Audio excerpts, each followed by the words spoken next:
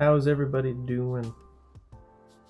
We excited for a couple hours of reading manga that you guys have already all read? Excuse me.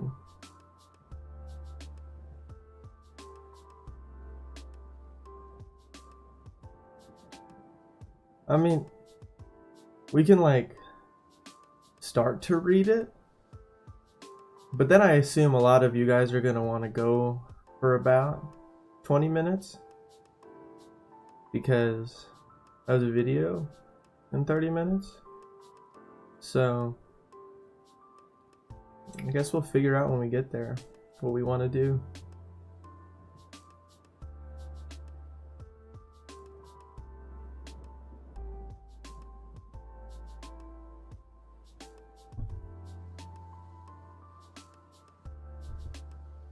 But yeah, I'm ready to strap in for a few hours.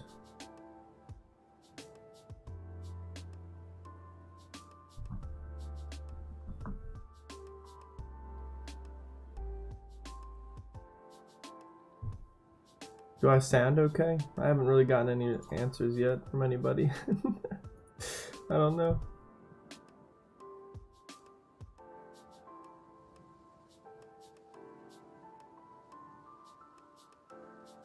Stan, I'm gonna be reading through some, like, I plan on doing this until I read all of what season 4 covered, and then I can go and read other stuff that people want me to read. I'm not going to read ahead. I'm gonna make that very clear. I'm not reading past season 4. But what we're gonna do is we're gonna read what season 4 covered, what they cut out, type stuff, and then we can go back and do it for other stuff too if the demand is there. I could also read ahead if the demand is there, but I don't know if that would, I don't know. That's really if people want me to. But I'd rather just go into the seasons and be surprised than know what's gonna happen. But I said the same thing about My Hero Academia. Now I've read all 331 chapters, so you know, shit happens. I couldn't wait, but with Haikyuu I can.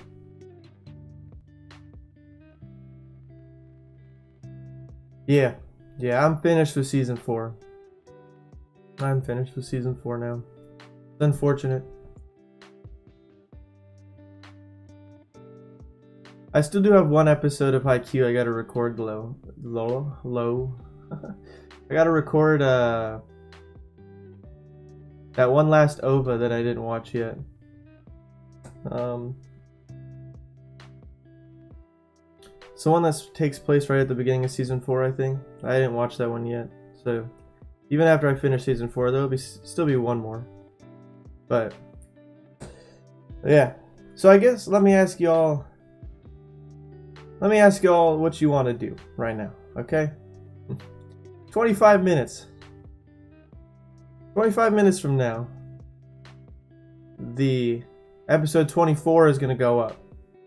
And I presume a lot of you guys are going to want to go over there and watch that. So, do we want to just start reading now? And then you want me to pause and just wait the 20 minutes or so?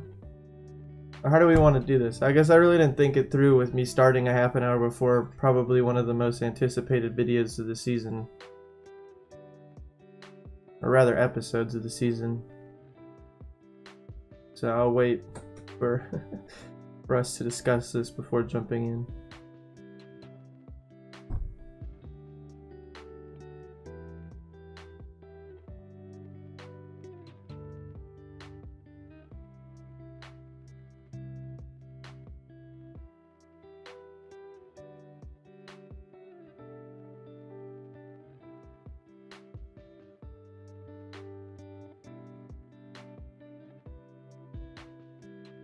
Yeah, Sarthak, I read The Land vs. Air chapters after watching the OVA because I gave Nohebi a lot of shit, and people said that the anime did them dirty, and after reading it, I liked them a lot more. So, plus I've been reading manga and stuff. I kind of opened up my world to that kind of stuff. I also downloaded an app called Webtoons, and I've been reading this webtoon called... It's really good, by the way. The one I'm about to show you guys. If you have not heard of it or read it, the Omniscient Reader. This is good. It is really good.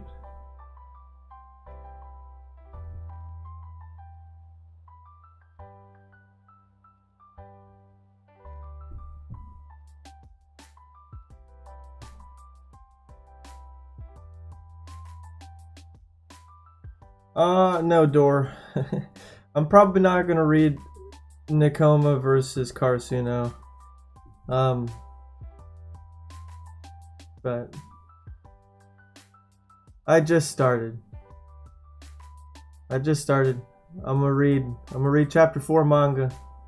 As not chapter 4, sorry, that's like season 1. Sorry. Season 4 manga. Man, I don't know why I feel like got a lump in my throat.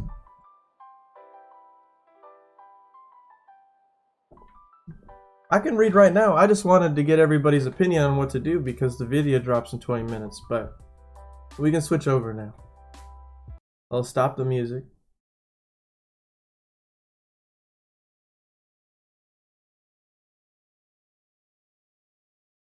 And transition. So,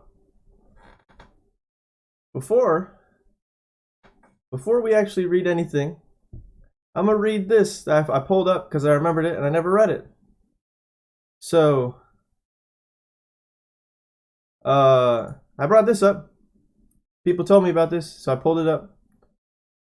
The story, the bonus story, the Pudding Head story. I found it. I assume it's just these 3 pages because this is all I could find. I didn't read it. I just made sure that this was it before I started streaming. About Kenma dyeing his hair. You guys said that there was a short little bonus story, so so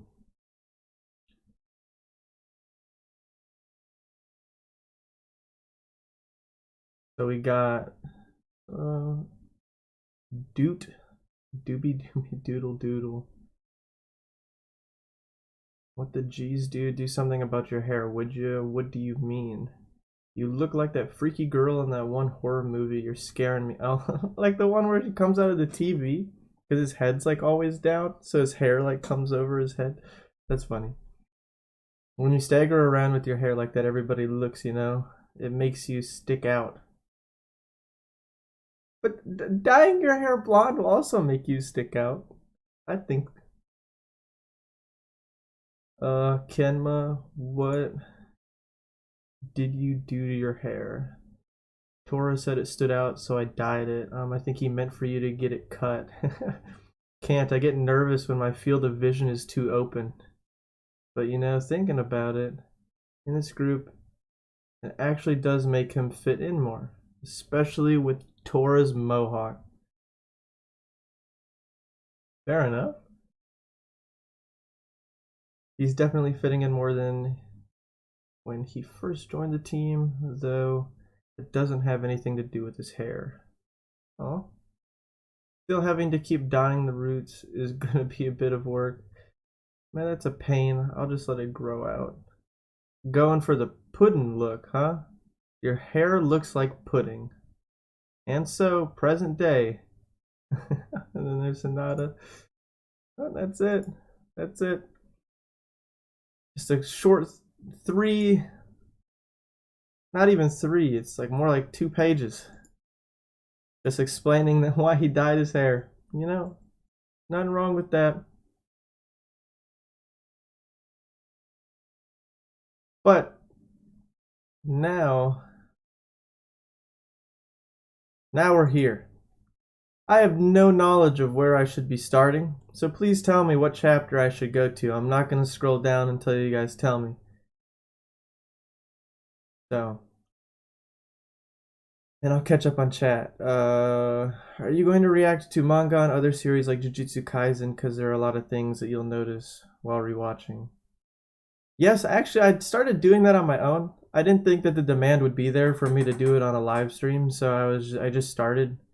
For Jujutsu, I've read through I believe like episode 10 because we just met Mahito in the manga. Like we just had the theater scene happen in the manga. And yeah.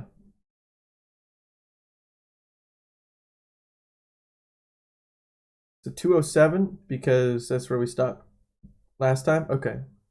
All right.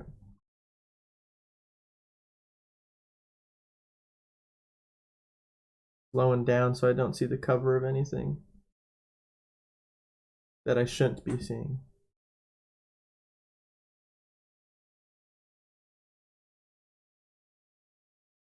Okay. All right, so we're the start of season 4. Yeah, he's eating.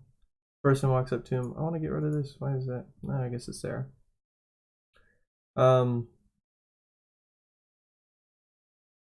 Both.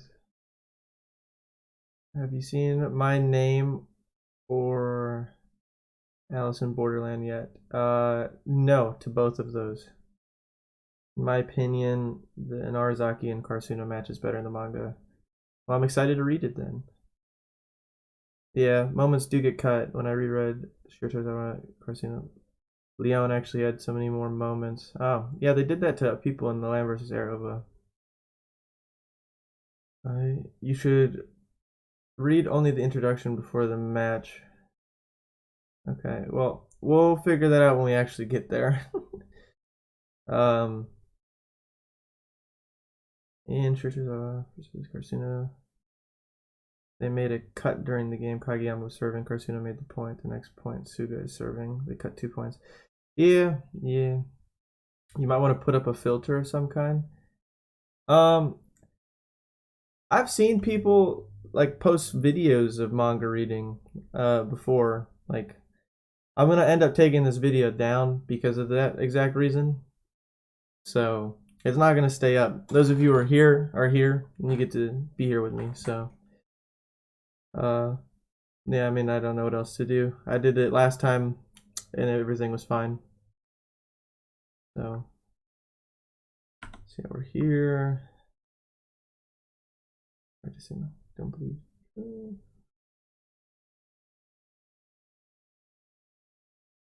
Surprise me all right. Can't. What do you think the band would, come and cheer us on? I've always really wanted to play a game with the band cheering me on. Yeah, they cut that out of the first episode, I think, of season 4. But we ended up getting Tanaka's sister, so that's good. Forgot to mention this earlier. We're taking measurements. Oh yeah, and then where they're measuring their highest jump point and all that in the gym. Want to challenge moi to a jump height contest, Kageyama. Well, you're on. You can bet whatever you like to. Yeah, and then they bet the food. 1 Karasuno's Karasuno boys volleyball special ramen. Yeah, she works at. It's called Karasuno Cafe. I didn't notice that before.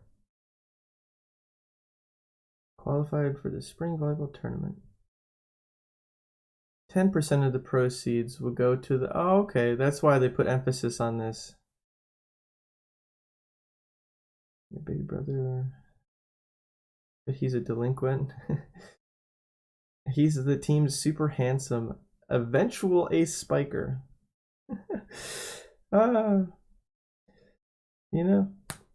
Tanaka is great. Man, who thought you never. Okay. Ah, yes, the poster. crows will fly in the Tokyo skies. The Karasuno High School boys volleyball team has qualified for the National Spring Volleyball Tournament. We are currently accepting donations to finance the trip. All right. Yes, I mean, the scene that we just read was like yeah, they did show all of that before season 4. I do remember that. I just didn't remember her thing saying Karasuno Cafe. Very much.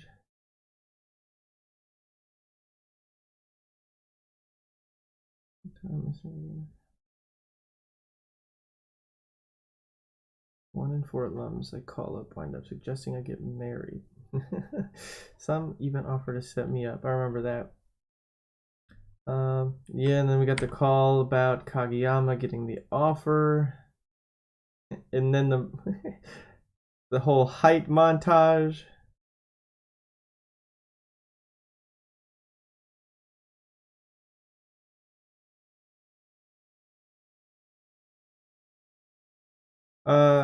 Meant I'm only gonna read up until the end of season 4. But yeah. So yeah, we got the height thing. They're talking about their heights. What about you, Kageyama? And then grew half an inch. Yeah, their whole competition about everything, and then Sugi comes out like 6'3". Man. Oh. And now to get a grip on yourself. Wow, is getting your height measured really this big a deal? Damn it, I somehow shrank. Wait, did Daichi actually shrink? He actually shrunk? I don't remember that. Next we'd be measuring everybody's running jump. Yeah, this was the part that they showed us at the end of season 3. And then they showed us again in season 4. And that is crazy. Your highest reach point is 10 feet 11 inches. 11 feet 10.8. Nishinoya's is 9 foot 11 inches. Yeah, and then the basketball people's talking shit about Nishinoya. I'm 5'3", you jerks. The fact that he can almost double his height in jumping is pretty impressive in itself. Isn't he a libero too? I feel bad for him. What with all those bigger boys around. Yeah, suspecting that Hinata is a libero because he's short. Then we get that jump, suspense, the height, and then 10 feet 11 inches. They did it in centimeters, I believe, in the show. And yeah, I am reading the season 4 chapters to see what was all cut, and also to catch things that I didn't catch before. Try to, anyways. Holy crap, he hit the same exact mark as you did. Ah, that's why they put so much emphasis on Asahi after this. I did not realize that they got the same exact thing. Figured all that jump. I would really like to see Hinata. I'd like to see Hinata do this now, after his whole evolution through season 4 and seeing that he can jump higher. Same with Suki. Kageyama has both of them jumping higher. I figured all that jumping straight up had to make a difference. Yeah, when you go up to hit, it's normal to adjust your jump to sync up with the ball, right? But Shoyu has absolute faith that no matter what he does, Kageyama will bring the ball to him. Yes, they put emphasis on that in this episode that is about to go up in about 9 minutes. They put emphasis on the fact that, like, since the beginning of the show, this has been the belief system between the two. No matter where Hinata jumps, if the ball is gonna go to Hinata,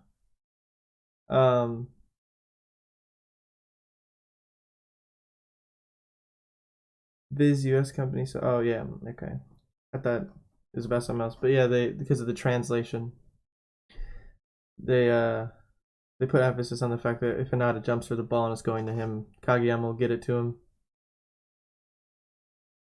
So basically, Kageyama is playing a part in helping Hinata improve his jumping. I challenge you to see who's got the highest blocking height. 1 week's Gun yogurt to the winner. Man, that's all food. Yeah, okay, that should be all of us. Yeah, all that's left is the group photo. All right. Daichi's 5'9", standing reach 7'4", maximum height, spiking 10 feet 2 inches, blocking is 9'9". Suga same height, standing reach 1 inch shorter. Spiking is 9'10", blocking 9'4". Asahi 6'1". Huh.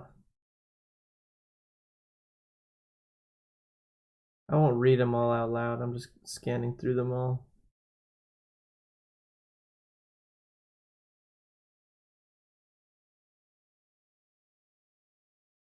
Inoshida's got a higher blocking max height than Suga.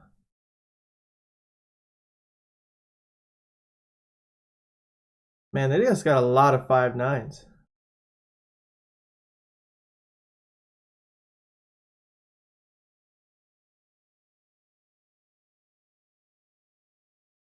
I mean, the closest person I am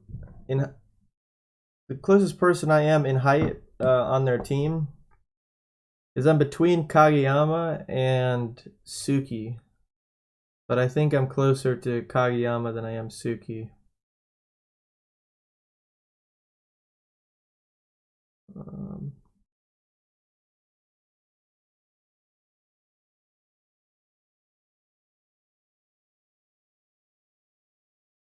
Damn, the fact that Hinata with no running jump can almost double his height is pretty crazy for a blocking height. Like, he's 5'5", and if he can just jump and be 10'2", that's pretty impressive.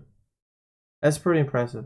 Oh, you're right. Asahi is 6'1". I forgot that for just a second. You're right. I'm the same height as Asahi.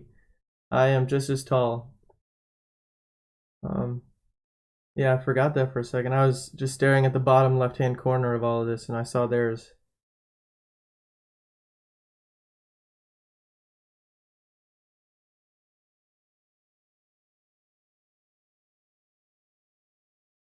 No, I'm saying, like, for Shoyos, it says the blocking uh is 10-2 with no run-up, it says on there. That's why I'm saying what I'm saying. Is that if he can double his height with no run-up, that's pretty impressive. I'm not talking about what he was doing in the matches.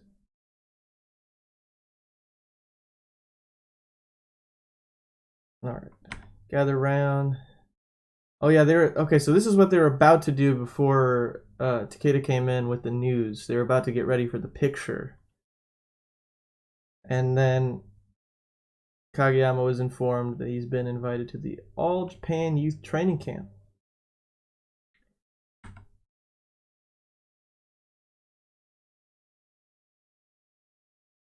You pressed down harder than usual when you measured me, right?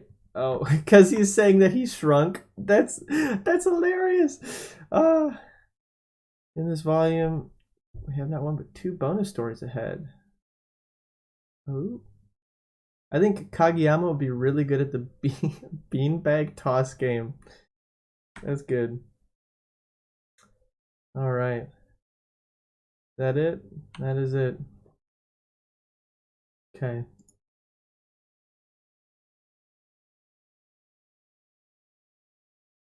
But for those of you who can't make it for this whole thing, because I'm going to be reading it for a while, and I'm going to pause here, and I'm going to try and finish this. I don't know. I'm not going to rush through this chapter. If I can't make it, I'm just going to wait because the videos are going to come out here, and I'm going to let people go and watch it if they want. So, yeah. But My plan is like the last one. I'm gonna like private this video, and I'm gonna make like a VOD of it. I'm just gonna post it on the Patreon, so you can like go over there and watch it if you can't sit through the whole thing and you want to just have the ability to go and watch it. But I'm not keeping it on YouTube because I'm reading the manga, and I'm just basically giving this out for free, which I don't want to get in legal trouble for. So. And it's not going to be posted behind a paywall on the Patreon because that's even more illegal. So it's just going to be like a link that's public on my Patreon. But yeah. Sorry, I'm all over the place. So we're talking about this is the beginning of season 4.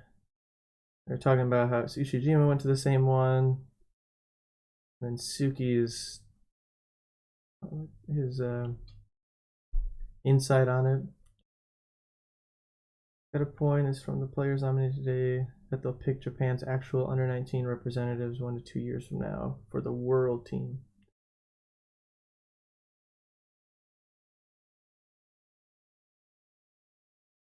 What's Hoshiyumi's number? Is that supposed to be...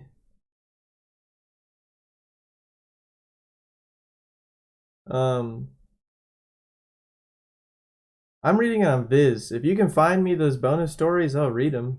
I thought that they were gonna be there when I kept clicking over, but they weren't there. But I'm like referring to the bottom right hand corner. I can't tell that person right here. It almost looks like Hoshiyumi from behind, but I don't remember his number, so I could just be dead wrong.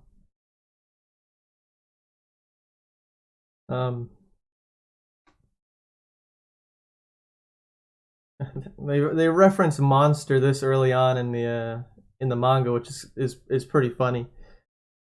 We've been practicing with a serious monster this whole time, and Monster Ball is the name of the episode that is going up today. Training camp is 5 days long at the beginning of December, which puts it perilously close to the spring tournament. Attendance is not mandatory. They made a point of, and he's going. Camp with the best of the best trained besides, given the personality of this team. What's the point in suddenly turning conservative? He's number 5. Okay. It looks like him from behind. Like, I don't know why. Maybe I don't know. It looks like him. But, yeah. I don't know if I'm supposed to recognize any of the other people walking up the stairs with Kageyama. Yeah. And then the moment Hinata's like, I can't go. Come on. But, yeah.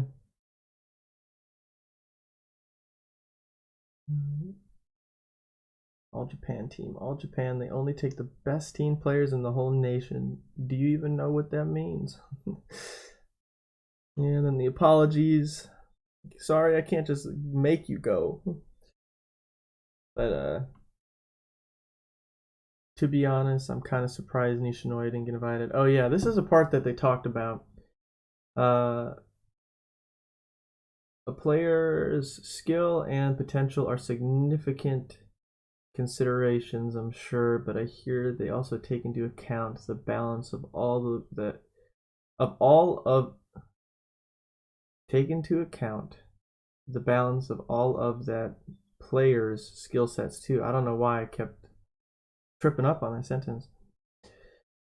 It's the first time they'll be playing together, so they look for guys who play well with others and stuff, which I find funny that Kageyama was invited for that, given his whole thing before. So, I mean,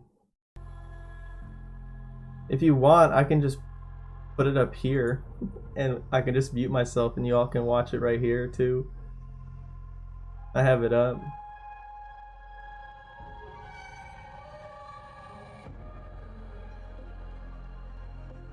I didn't realize that it was playing because my headset turned off. Because I didn't have anything. That's my bad. I don't ever stream, so...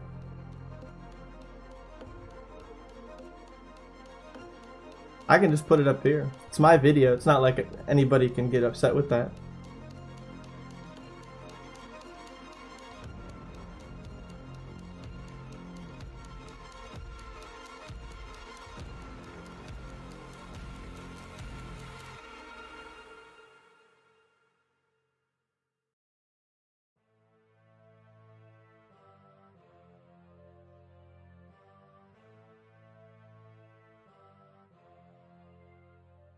Hello everybody, welcome back to my channel. My name is Michael and this is Haikyuu Reacts. Today I'll be continuing my Haikyuu reaction series at Season 4, Episode 24 called Monsters Ball.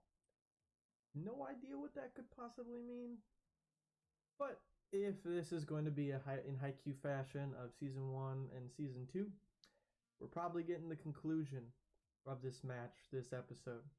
Y'all want a reaction of a reaction? Last episode, I don't know about that one. We got a lot of cool moments, and yeah, I just really enjoyed it. But we're back and forth, we're in a deuce, and yeah, I don't know what to expect.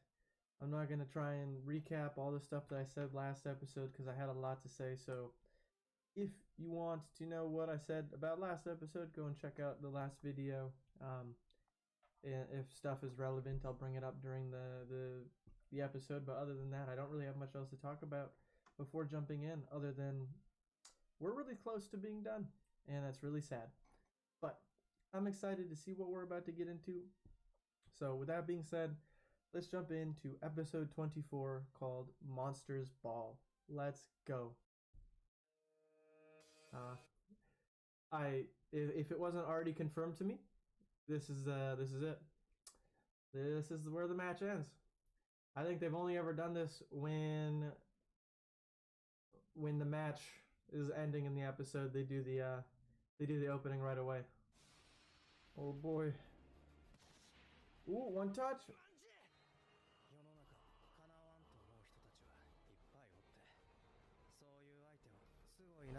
This is Kita's talk that he was talking about last episode. Yeah. Ooh. Oh, we're getting this. Okay, alright, that makes sense. We're getting this repeated all over again. The foot dig, though, or the foot hit, rather, the dig would have been different. Oh, so good. My man Hinata's gotten so many balls over this episode. I mean, not this episode, this match through weird means. Damn! Okay, that was in. I couldn't tell by the way the ball landed.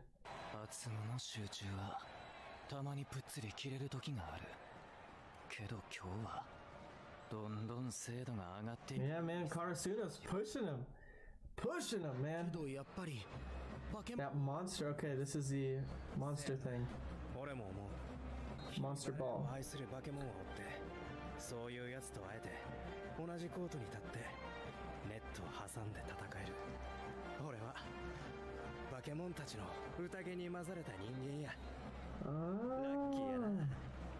Aren't I lucky? I'm glad we're getting this one last time. Boy, that one was even the quickest one that he's done. Oh! No! No! Daichi, no! Damn jump floats! Man, you know what? Be excited. You know what? Good for you, man. Good for you.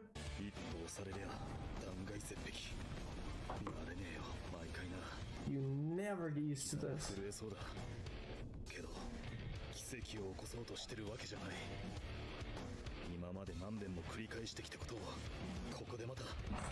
Yeah, man. Let's go. Oh, we're getting it again. I mean, I guess, you know, might as well. Oh, even faster this time. Boy! Nice, Daichi. Okay, what's going on? What's going on? Oh!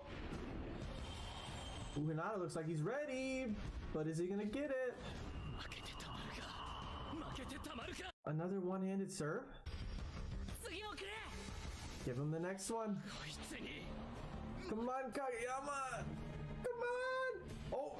Oh!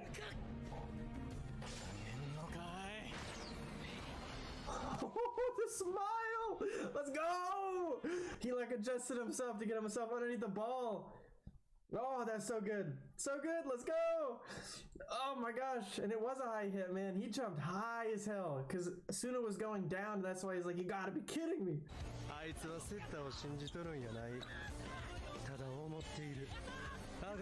That's been the belief of this whole show for Hinata.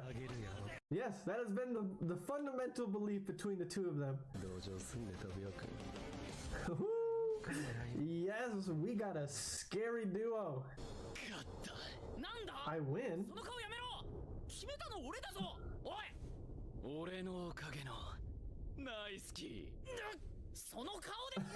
It's always a competition between the two of them.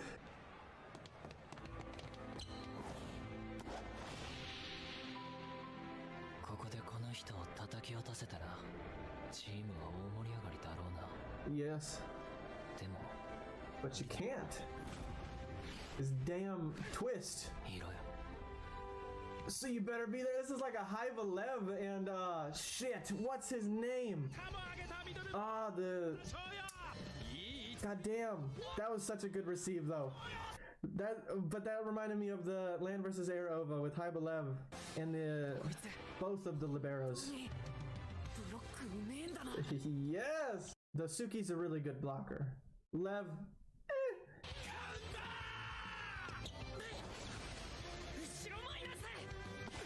Oh!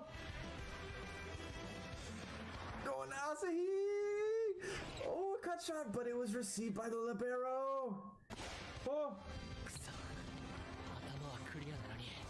Hey man, I get it though, I get it, but just keep going, Suki. Oh, you were there! Let's go! Oh shit! Oh! Oh, Tanaka! Oh, he's getting ready. It's Kageyama and Hinata. Just kidding, absolutely just kidding. It's going to Asahi. Oh my god!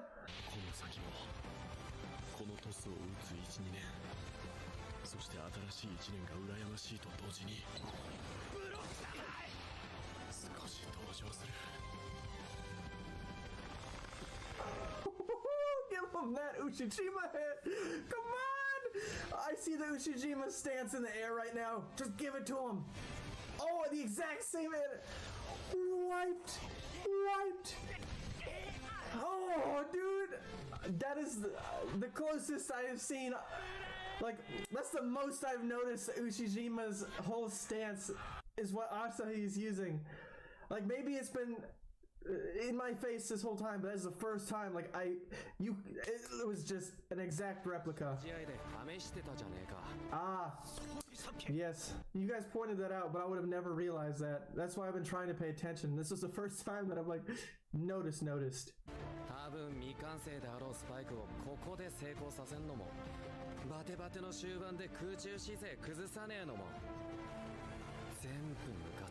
Hey man, Karasuno baby, we fly high! Woo, match point, come on!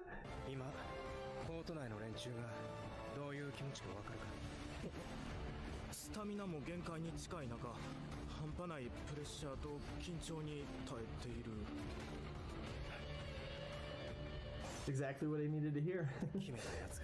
Just kidding. Ah, whoever gets the score here gets to be the hero. Just kidding. I thought that smile was like, they know what they needed to know. But you know what? Exactly right. Whoever gets the game-winning hit, that's what people remember, you know? That's like one of the biggest things that are remembered is who got that point. All right. Ooh, this is a little slower, but this is slowly paced.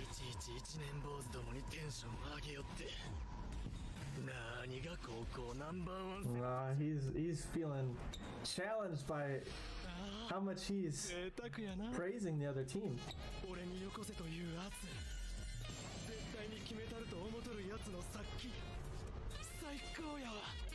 Ah! And it was a decoy. It's the ultimate luxury. Oh, man. Damn. Playing with your own twin's emotions. Oh. Oh.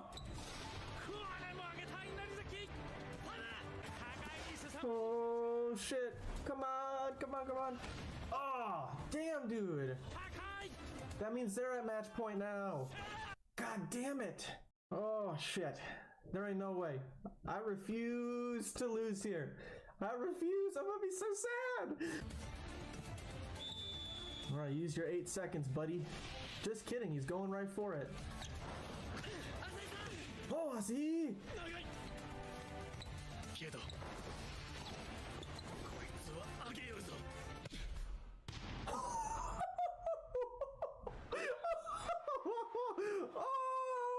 That build up just for him. Yes, dude. Every dump in the show is dirty. It is dirty. You know, on the bright side, they're not messing with him using the tempo of the instruments anymore. But that grin. Oh, that was a good serve.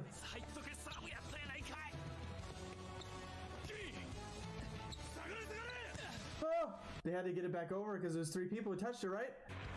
Okay, nice, Suki. I already have a feeling this is the final rally right here. This music. Oh! We're about to take it easy, baby. Take it easy. Oh! Oh! Oh my god! Oh no!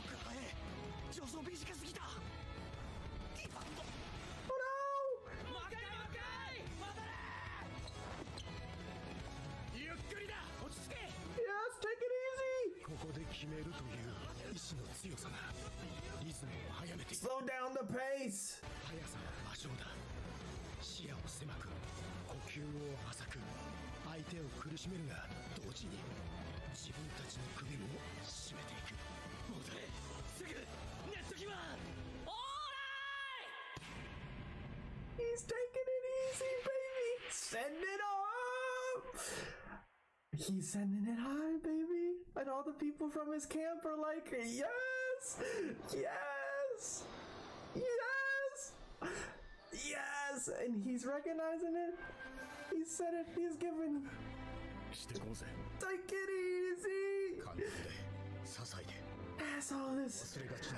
Let's take it easy, baby. So that everybody has a moment to get into place.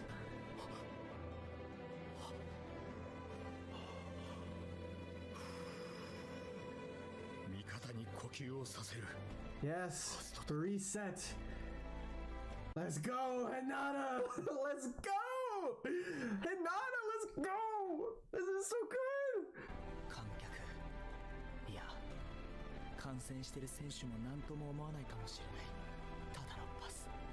Nah, man, this is the most important pass that this man's ever done.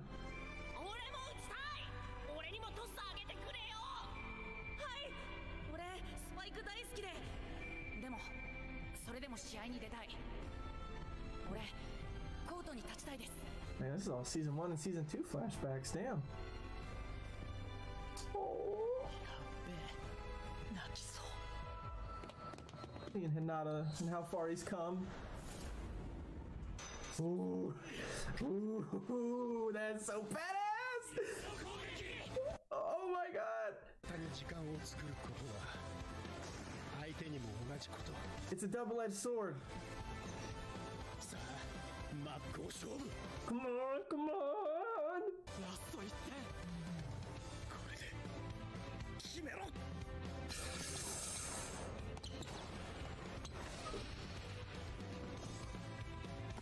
Tanaka!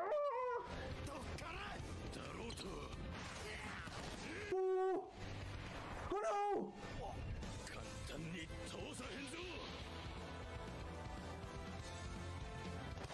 Ooh, Kageyama!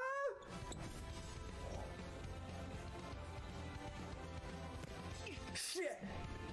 You tried, Suki!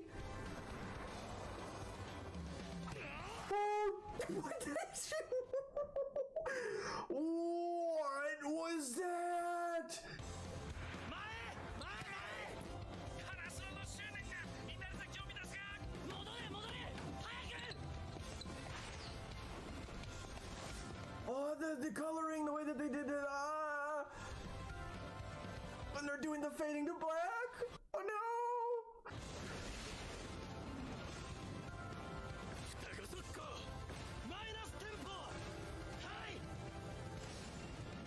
この位置 This position, this timing, it's perfect. Oh, this angle, it's perfect.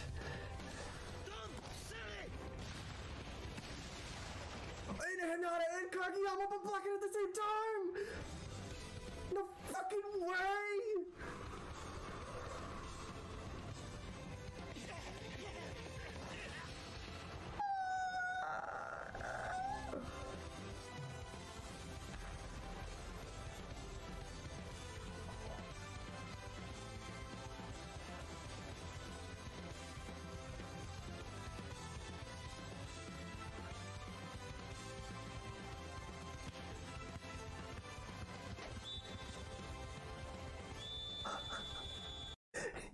Yes, man!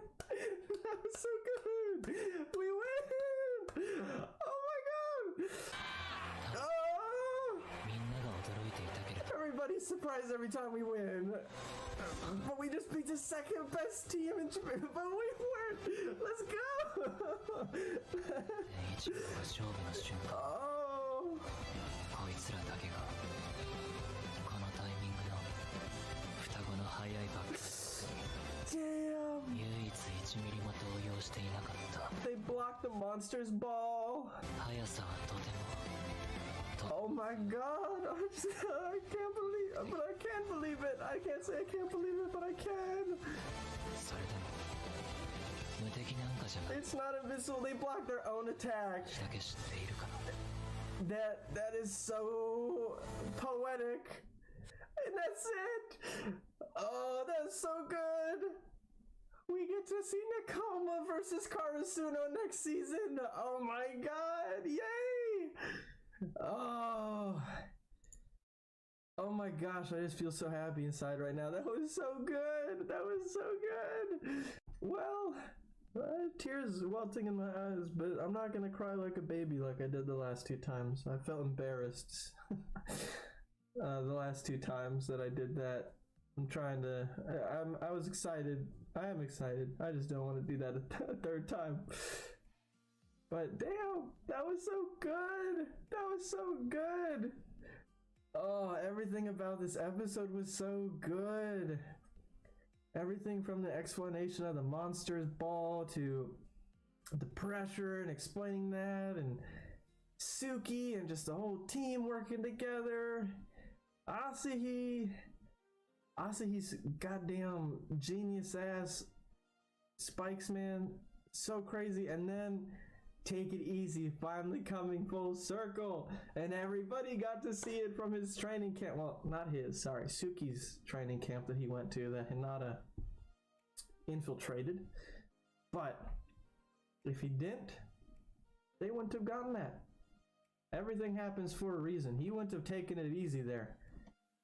I really enjoyed that. I liked Suga's reflection on where Hinata started and where he's come to, because Hinata has grown tremendously. The most growth coming from just this season. And that's purely because up until season 3, the end of season 3, Hinata only got to really practice his offensive abilities because of Kageyama and his quick. And season 4 gave him that opportunity in between winning the tournament and then going to nationals to practice other things because he was put as a ball boy. And Hinata's development this season is, I think, one of the only reasons that we won this match. I don't think that we would have won if it weren't for Hinata evolving. It is not to shit on anybody else, but Hinata grew up and he got to shine yet again.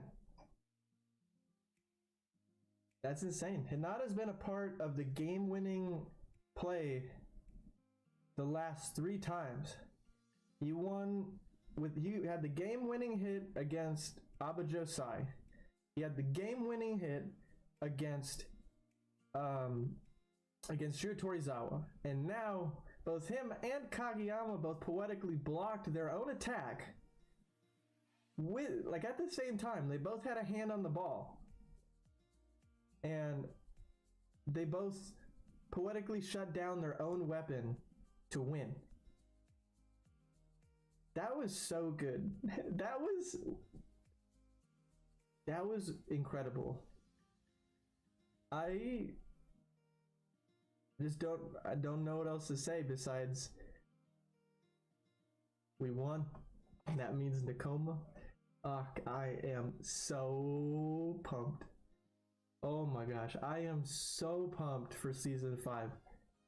I wonder if they're gonna do a Shiratorizawa thing where it's gonna be a 10-episode season focused just on Nakoma and Karasuno. Because if they do that, I won't be upset. I won't be upset about that, because that would be amazing. Just a whole season dedicated to that match? Please. Please do. Or just the first half of the season and then give us, if we win, going on to the next match, and, you know, end season 5 on us winning the semi-final, and then season 6 is us playing the final. I don't know. I feel like the next 2 seasons, unless they do some weird stuff, is going to just still be this tournament. But damn, that was good. Take It Easy came full circle, man. This show and its full circleness is just absolutely incredible, and I love it. I absolutely love this. That was so good. Nothing but smiles and happy right now, because I just know that season 5 is going to be an absolute banger. An absolute banger of a season. Oh, that was incredible. That was just, there's not really much to talk about or go over, because this is pretty much just a full-on action, and there's not much to really dive into in terms of any information that was given to us. But yeah, that was really good. Damn. That was good. If you enjoyed the video, please consider dropping. Alright, I won't make you guys sit through that. But there we are. There we are. But Lucky pointed out something that I wish I would have now that I am watching this back. Shit. Where is it? Man, why do I gotta cough as soon as I start talking? Where was it? Shoot. Where did we save?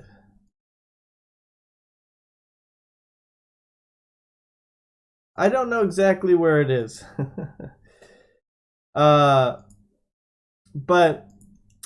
I wish I would have said during the video that Suki totally would not have gone for that ball the way he did if he didn't have his moment against Shiratorizawa. He would have, like, maybe he would have, given the circumstances of how the match was at this point. But, like, you're right. When you said it's not a club anymore, like, that really shined through in that exact moment right there, which was, he went for it. He dived. That man was going for that ball with everything he had. And they put so much emphasis on the fact that he was just out of stamina. He's out of gas. But yeah, he still tried. He tried with everything he had to get that ball. Unfortunately, it didn't work out, but Daichi was there. And now we can go back to the manga reading.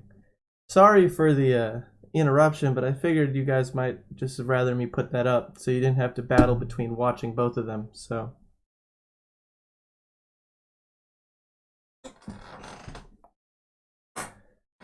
but yeah.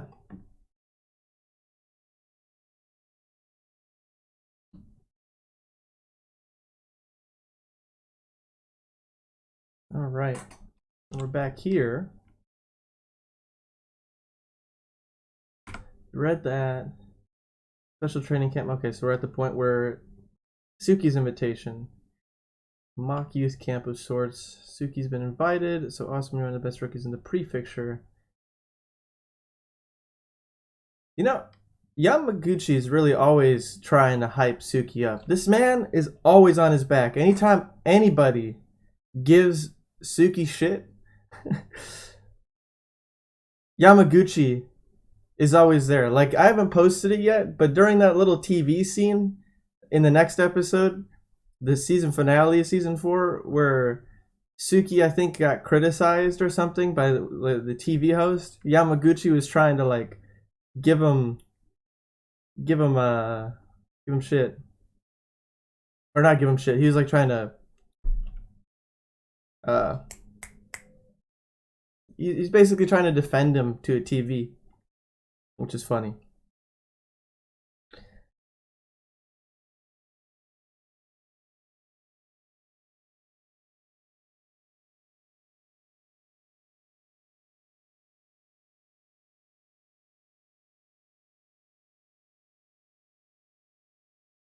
We will now begin the Karsuno High School Volleyball Club orientation.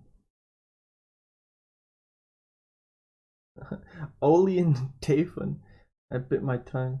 What are they doing? A short club introduction thing for new members. I asked Yachan and Hinata to work on one for us. Huh? Aren't those two people you should ask for that? There, see, they got stage fright so badly that happened. Jeez. Yeah, this is the volleyball club. In the volleyball club, we play volleyball. Our team used to be a powerhouse, but over the last several years, it fell from grace. Lots of people started calling us the clipped wing crows and the fallen champions to ridicule us behind our backs.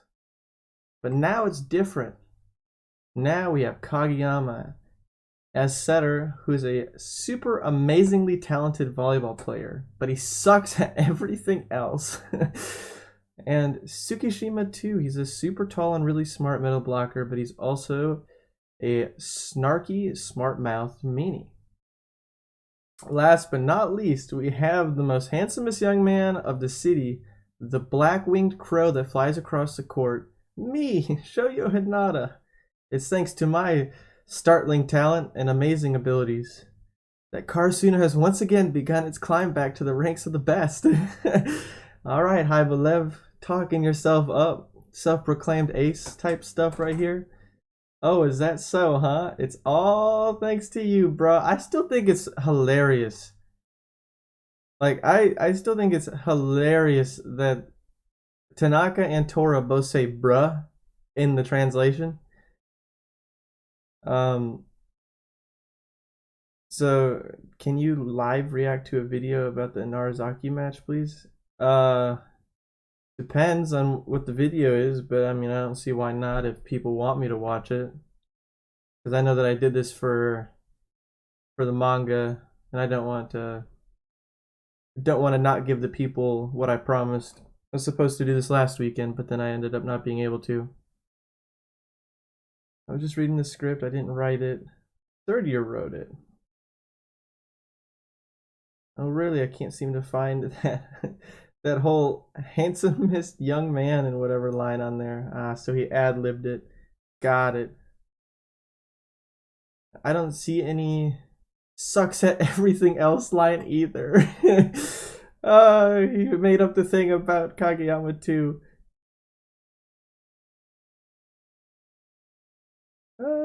They're bringing him away. Tadashi Yamaguchi. Let's move on to the introduction of our awesome and cool senpai. We have the up-and-coming ace with the nerves of steel, wing spiker Tanaka senpai. Girls ignoring me is the greatest reward I can get. Man, Kyoko, that's what we got here.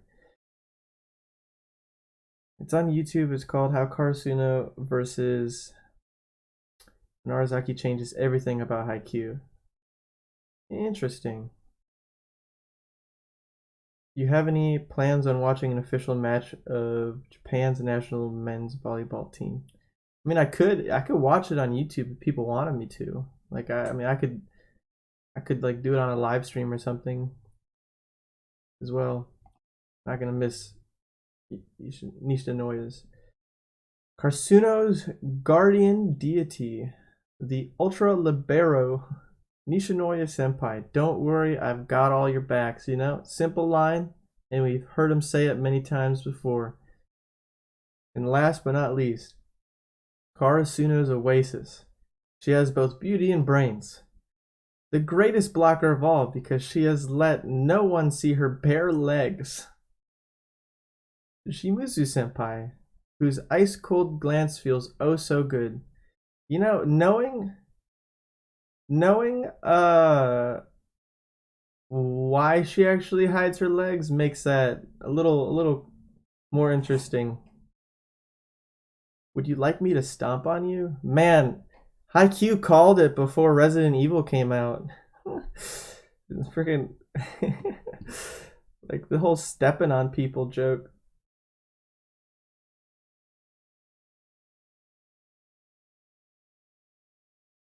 I can't. It's too embarrassing. You nailed it. You got to see Shimizu Senpai blush. I can live the rest of my life a happy man. We really do take volleyball seriously every day. I hope that you will stop by and visit Karasuno High School Volleyball Club again someday. She flubbed the landing. Somebody get me down. Hey, hello. Oh, man. Oh. All right. Ladies and gentlemen, things are starting to get really exciting at today's sports festival. Our event will be the annual sports club relay battle. Each of the school's sports clubs has selected 4 of its members to form a relay team to race for first place. The prize for the winning team is 20 free boxes of powdered sports drink mix. Hinata, Kageyama, good luck.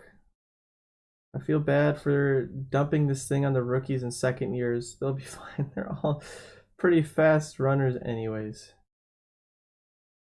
Oh, and then we're competing with we're competing with people who play soccer. Oh my gosh.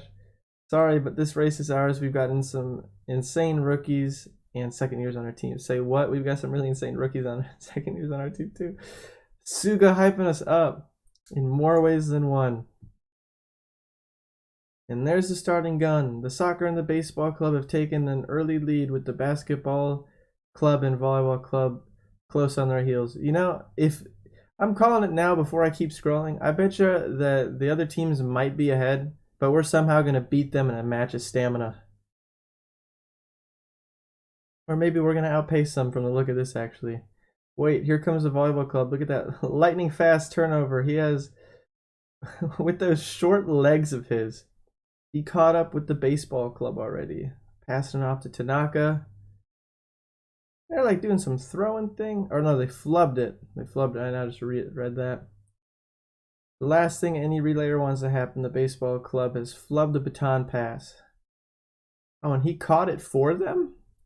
Damn, Nishinoya still is being a libero, receiving that baton.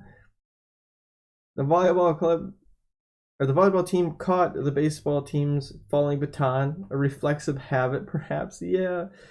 And while he was doing that, the basketball team and tennis team have zoomed past. Oh, we probably won't win.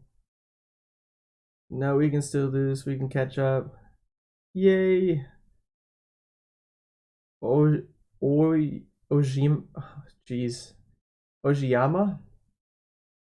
Listen to all those cheers from the ladies and folks, and look, it's the tennis club's ace. The ladies' cheers are spurring him on to greater speeds. But Tanaka... but something is closing in on him from behind at even greater speed. That glance it gives him as he runs by. Oh my gosh. Just passing him would be bad enough, but he had to pick a really creepy way to do it too. Oh my gosh, he's like the Oikawa of our school. Yikes, listen to that booing. The girls are ripping into him. If I was on the wrong end of that, my poor heart would crack. Get him, Tanaka. Is he going to be okay? Yeah, he'll be fine. I made sure to give him a pair of these first. Ah, they gave him earplugs so he didn't get, I see. You can see the girl screaming, but in his head he probably thinks they're all cheering for him. That's such a good method. And we give it to Kageyama. Volleyball book rookie Kageyama is fast. He's coming up on the soccer club guy. Can he pass him? This is it, folks. Ah, last person is Hinata. Who else could it be? All right. Kageyama's closing in on me at high speed. Hinata somehow got in front of me. No, I can't let him. Can't let him catch me. Ah, it's turning into a. They're racing each other. That is so good. It turned into a competition. He thought Hinata was beating him in the race, and they're not working together. They're still working against each other, and they get disqualified because of that. That's so hilarious. Kageyama's instincts just kicked in and was like, I need to beat Hinata at all costs. That's all there is to it. That is great. Thank you, Lucky, for linking these. I'm really sad that they cut those out of where I'm reading my manga from, because that was good. That was good. Man. Alright, so we are... Yeah, he's asking about his invitation. And then once again being reinformed about the fact that he wasn't invited. And then talking about it. Me and both be participating, right? Yeah. Gets upset. And then yes, I'm going on ahead part. Where I was going to really get into Hinata's head. Then he overhears the conversation between Suki and Yamaguchi about Yamaguchi being like, I wish I were going, and then sneak in. No, I would get arrested. No. And then he goes over, he goes to Suki's because he's not going to get arrested like he would if he went to Kageyama's training camp. Yeah, his... Gotcha, okay. There's the bonus stories. I'll have to keep jumping between then. And I love when they give us some like really, really well illustrated panels. Like just the lines and everything, just the amount of work that you can do with just black, white, and gray. You can make anything look good. I mean, that's what this is. Just shit. Why am I so bad at black, white, and gray?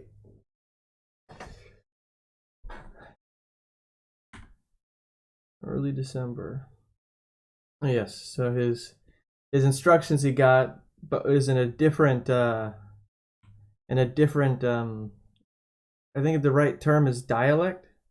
I don't know if that's right, but it was just something that Kageyama might not have been able to read correctly. Okay, so yeah, a little teaser there, but now we got Koshiki Goganagawa, but I'm just gonna call it, we're gonna go Ganji. And he's 6'4". You know, I never realized that Kindaichi was 6'3". That's very tall. And 6'8", man, that's still insane. 6'8". So damn tall. And then the reveal, Hinata. I don't think you were invited. Man.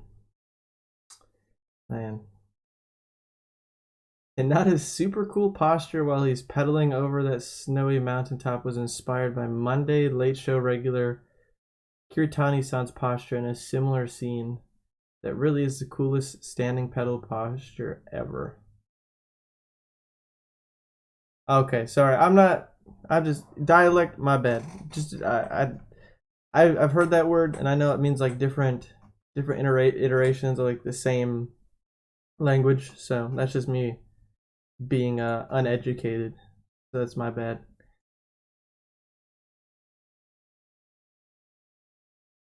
So once again, establishing the characters again.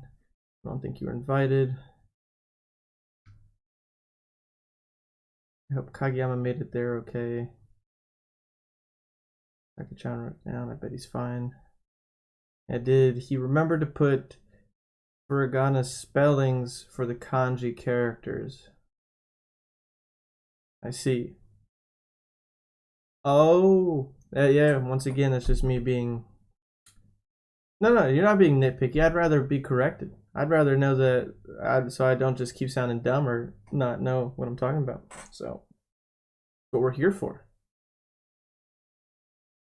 And Otis isn't here yet, and then the revelation that he is snuck into the camp.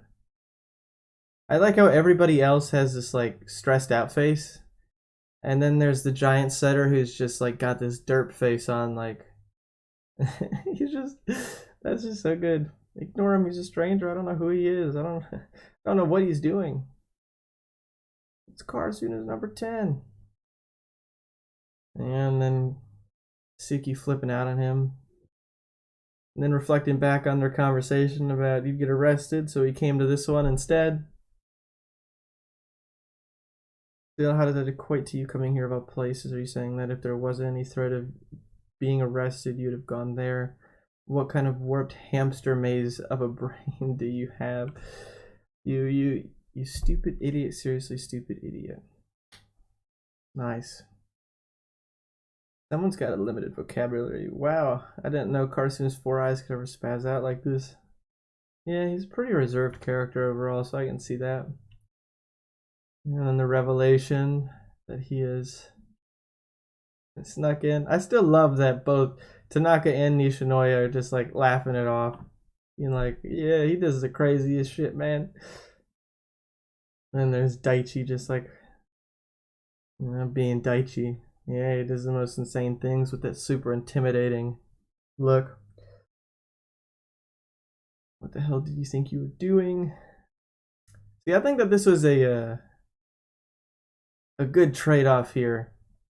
Because he's going to yell at him, but then he takes the phone and he gives him that calm anger. That really sinks in calm anger. Like, I can't believe you've done this. Seems like a calm and gentle person, but I guess he can be scary when he's mad. Yeah. It's not that I think practicing here is more important than practicing with the team, sir, but this is a training camp for the best players. I want to be part of it. I want to see what the best players do outside the game. I want to learn what makes them the best. And this right here is what led us to that moment we just had. This is right here. Crazy to see how far we came now rereading this. I want to know, sir. That's an admirable mindset. I can understand how you feel driven to do something. However, that does not give you the license to act selfishly and do whatever you choose. You are inconveniencing a lot of people. Come back. Come right back. Having another ball boy around it. Oh, yeah. And then this is where he comes in. Washijo. Then we get him as ball boy. And he's small, he'll fit. This time I'll beat him. I love that everybody wanted him in there because they just wanted an opportunity to play against him, practice against him, practice with him.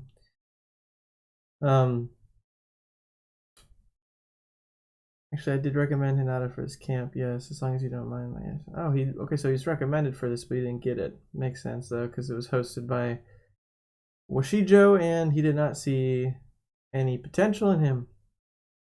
That's why he wasn't invited.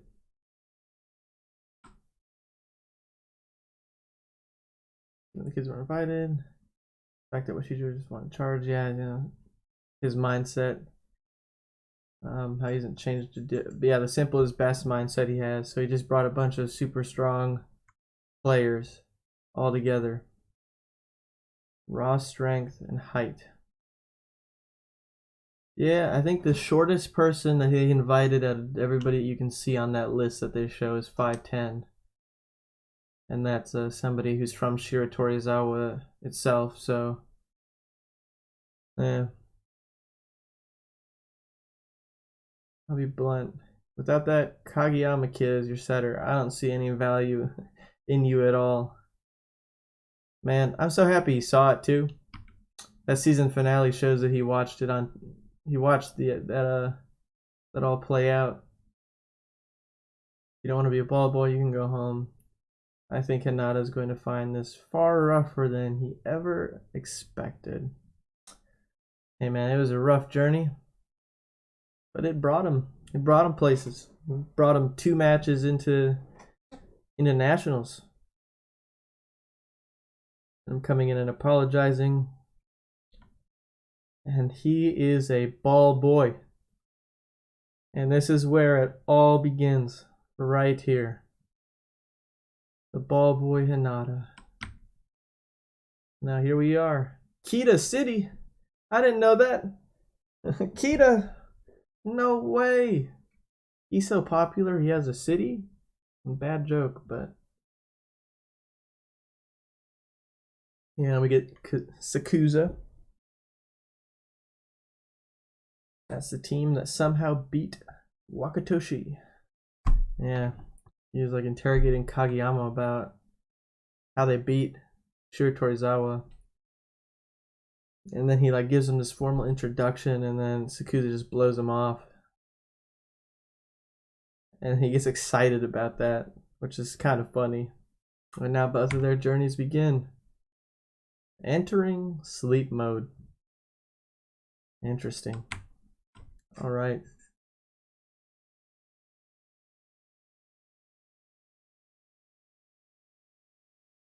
Okay. We have 1 month until the tournament. During that time, I'm going to have you guys work on volleyball's lone individual attack, serving. Yes, this is where all of our team was doing their own individual stuff. Where we focused on Hinata and Kageyama. We really only got a glimpse of this training during that first half of season 4. Going over to, I got to correct, yeah, I'm gonna see an old college senpai. I'm playing a Pokemon Head and Shooter Toys 2. And Hinata's lecture will be tomorrow morning after he gets back. Anyways, I did ask Tatsuan to keep an eye on things. He should be here soon. Thank you. Come to think of it, wasn't there talk that Yukai Sensei might come to visit as well? Oh yeah, and then he's in the hospital. I'm glad that they gave us some closure before leaving us for a while, that his Gramps is okay in the season finale, the post-credit scene. That was a nice little icing on the cake for that finale. Sorry to hear that. Taking off. Normally y'all are opponents. You only play each other in tournaments, but while you're here on the court, this court for camp, you aren't enemies. Doing something out of the ordinary is an important experience. Watch, learn, steal what tricks you can, and go home better. That's all. Okay, we'll be starting with passing drills. As an icebreaker, pair up and introduce yourselves to each other. Oh, and try to pick someone with as different a skill level from yours as possible. Smart. No milling around, pick a partner and get started. Yeah, I'm pretty sure that Goshiki, I think is how you pronounce his name, is the shortest person there, and it's kind of funny, and I think he's pairing up with the tallest person there too. Shortest next to Hinata, excuse me. Not shortest, like shortest invited player. I think that's a better way to phrase what I wanted to say. He really is the odd man out, even though he's a starter on Karsuno's roster. Workers for Shiratorizawa. We heard a Karsuno player would be helping as a ball boy. Holy crap, so number 10. We're supposed to help out too, so it's nice to meet you. And filling up the water. Water boy and ball boy Hinata. That Goliath is freaking huge. I wonder what the world looks like from 6.5 feet.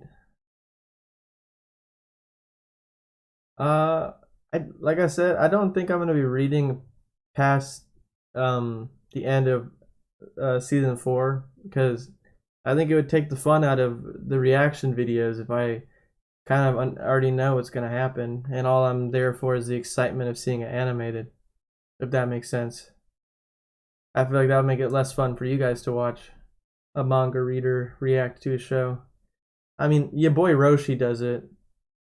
He didn't do it for Haikyuu, but like he's read all of My Hero Academia and he's still reacting to it.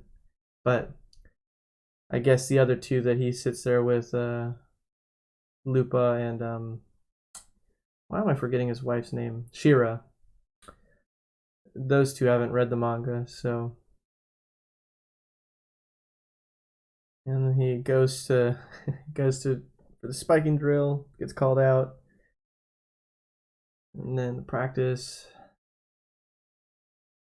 Remember.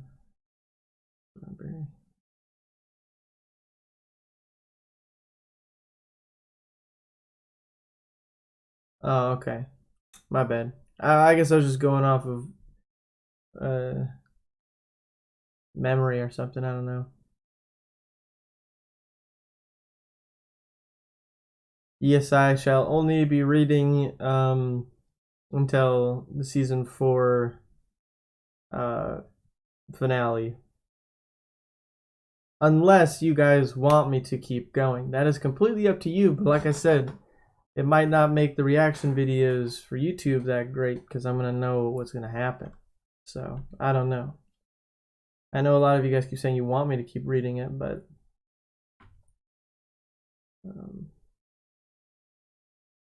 I'm struggling with catching the ball, being a ball boy, getting shit. Keep your eyes open, Nimrod. And he's getting a lot of flack because of their weird relationship. And yeah, and then these two like coaches or whomever they are.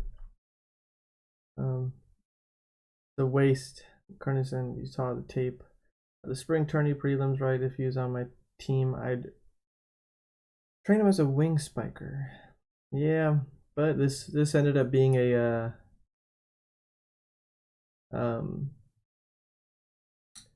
this ended up being the more important, not a waste at all of what Hinata wound up doing. So I like knowing that going into this. And I'm practicing that midget. That whole era of utter noobness he had back in middle school is completely gone. He's probably put in a ton of work. Then there's him. The fact that he's not here means that he got invited there, right? Yep, figured it out. Man, so cool. They do such a good job illustrating these manga panels. Screenshot everything with a 6-second delay. That way everyone can instantly check up on how they did. Okay, coach, a word if you don't mind. Sure. But you're all sick of listening to us old farts talk all day, so I'll keep this short. The Japan team crumbles before heightened strength. Folks used to love slinging that phrase around, but those days are long past. Uki Hibarida. And he was there for the match. We got a couple flashes over to him, especially when Hinata had his first perfect receive. All skills and talents are not meant to be had. They are meant to be shown. When you go out there and play the world, you give them hell, okay?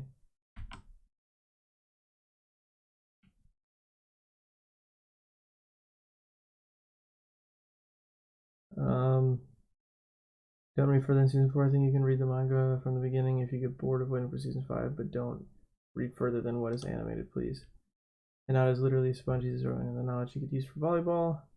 I have the link. Can I comment it here though? I mean, you can, if you have a link, you can post it in chat. I'm not gonna get upset.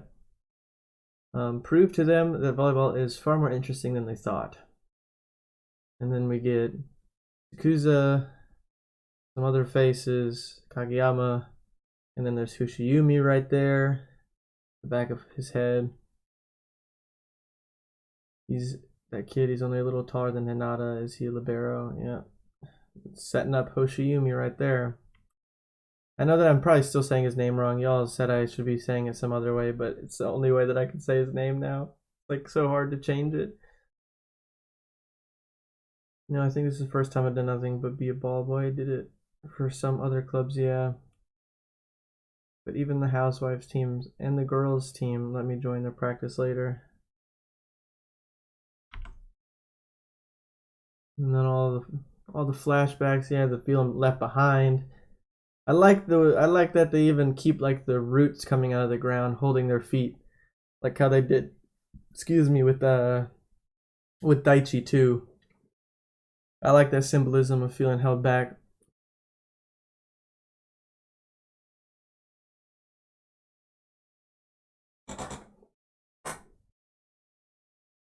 Would you get ready to leave already? Unlike Kageyama's camp, this isn't an excused absence. We have to be in class tomorrow. Yeah. And then apology, don't apologize to me. It's disturbing. I mean, it isn't as if your boneheaded, brainless impulsiveness is anything new. What, upset that you didn't get to practice at all today? And whose dumb fault is that? If you hate it that bad, why not go crying to coach and tell him you quit? Anyways, have fun in your new position as ball boy. Try your best not to utterly waste a precious 5 days of practice before the spring tourney.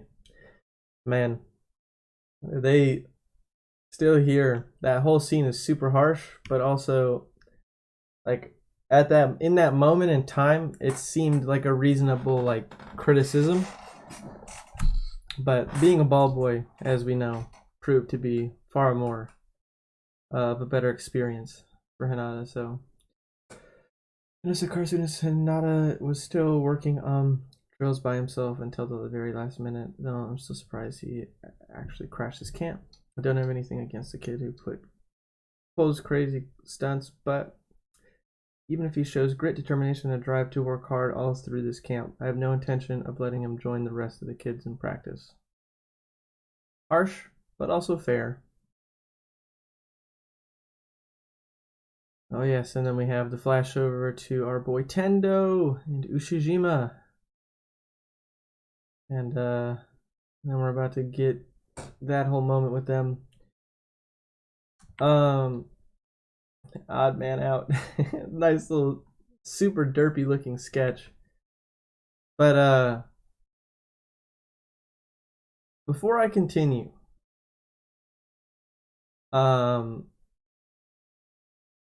far do we want to read? Like, what is a good stopping point for you guys? Because I'm not gonna try and read all of this in one go. There's gonna be a couple streams. I just want to know what would be a good chapter to call it on. And then, if you guys have any videos you want me to watch, I can watch them. Assuming that they aren't spoilers or anything like that. So I'm gonna keep reading because I know there's a delay. So do you think that if you crash the joint, they'd actually let you practice? Yeah, here's gonna be all of the reprimanding scenes. Everyone is so far ahead of me, I thought I needed to do anything to catch up. He's got a point, yeah, but still doesn't give you the right to cause headaches for other people. So, or in other words, Coach Washija basically said whether Hinata's around or not, it's all the same to him. Yes, basically. So when you went and declared, then you went and declared you'd be their ball boy. Yes, coach. Well, you stuck your nose in this on your own. You better not regret it. Find something to do there. Find something to do there that you couldn't do anywhere else. Also, don't underestimate what it takes to be a ball boy. That right there is stuck around through the entire season 4.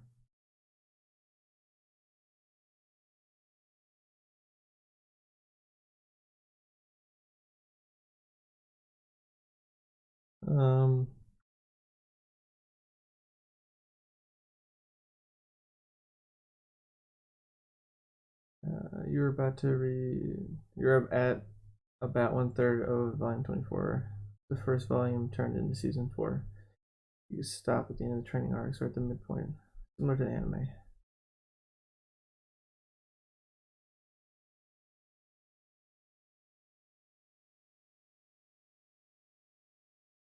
I think what Gabriel was asking is if I was going to read up until the Karasuno versus Nakoma match, which is true. I am going to stop right before it. I'm not going to read it itself.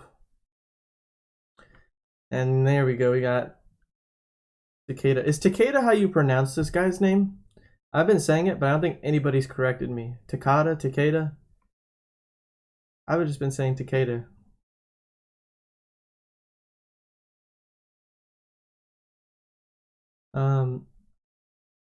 He who climbs the ladder must begin at the bottom. To become someone great, you must first begin as someone humble and then proceed one step at a time in the proper order. That is all. Do you have anything you wish to say? No, sir. Jeez, bruh. Today is getting chewed out day for you, huh? Seen Daichi yet? I can't believe you how many times I have to tell you to think first. Think about how your actions are affecting others. First thing this morning, bold move and not a bold move, and Suga. Yeah, they even actually kept that in. Suga's wearing the potato shirt in here too. That's funny. That's great. That's good. Well, you're still a scrub and all. Make sure you steal at least one new super move from that camp. Hey, he stole how to do a perfect receive, let me tell you. I mean, it's not every day a guy gets to play with guys who are on different teams. It's true, you know. That's why they put so much emphasis on the training camp in season 2. That was such a unique environment that they all were able to be a part of. And it's super cool. Calm down, you don't gotta panic so much. Easy does it. I'm sorry. I mean, I'm glad Tanaka's there to try and make a joke out of the situation and try and make him laugh, and then in a Haikyuu fashion, Nishinoya shows up and hypes him up about it, which is very wholesome.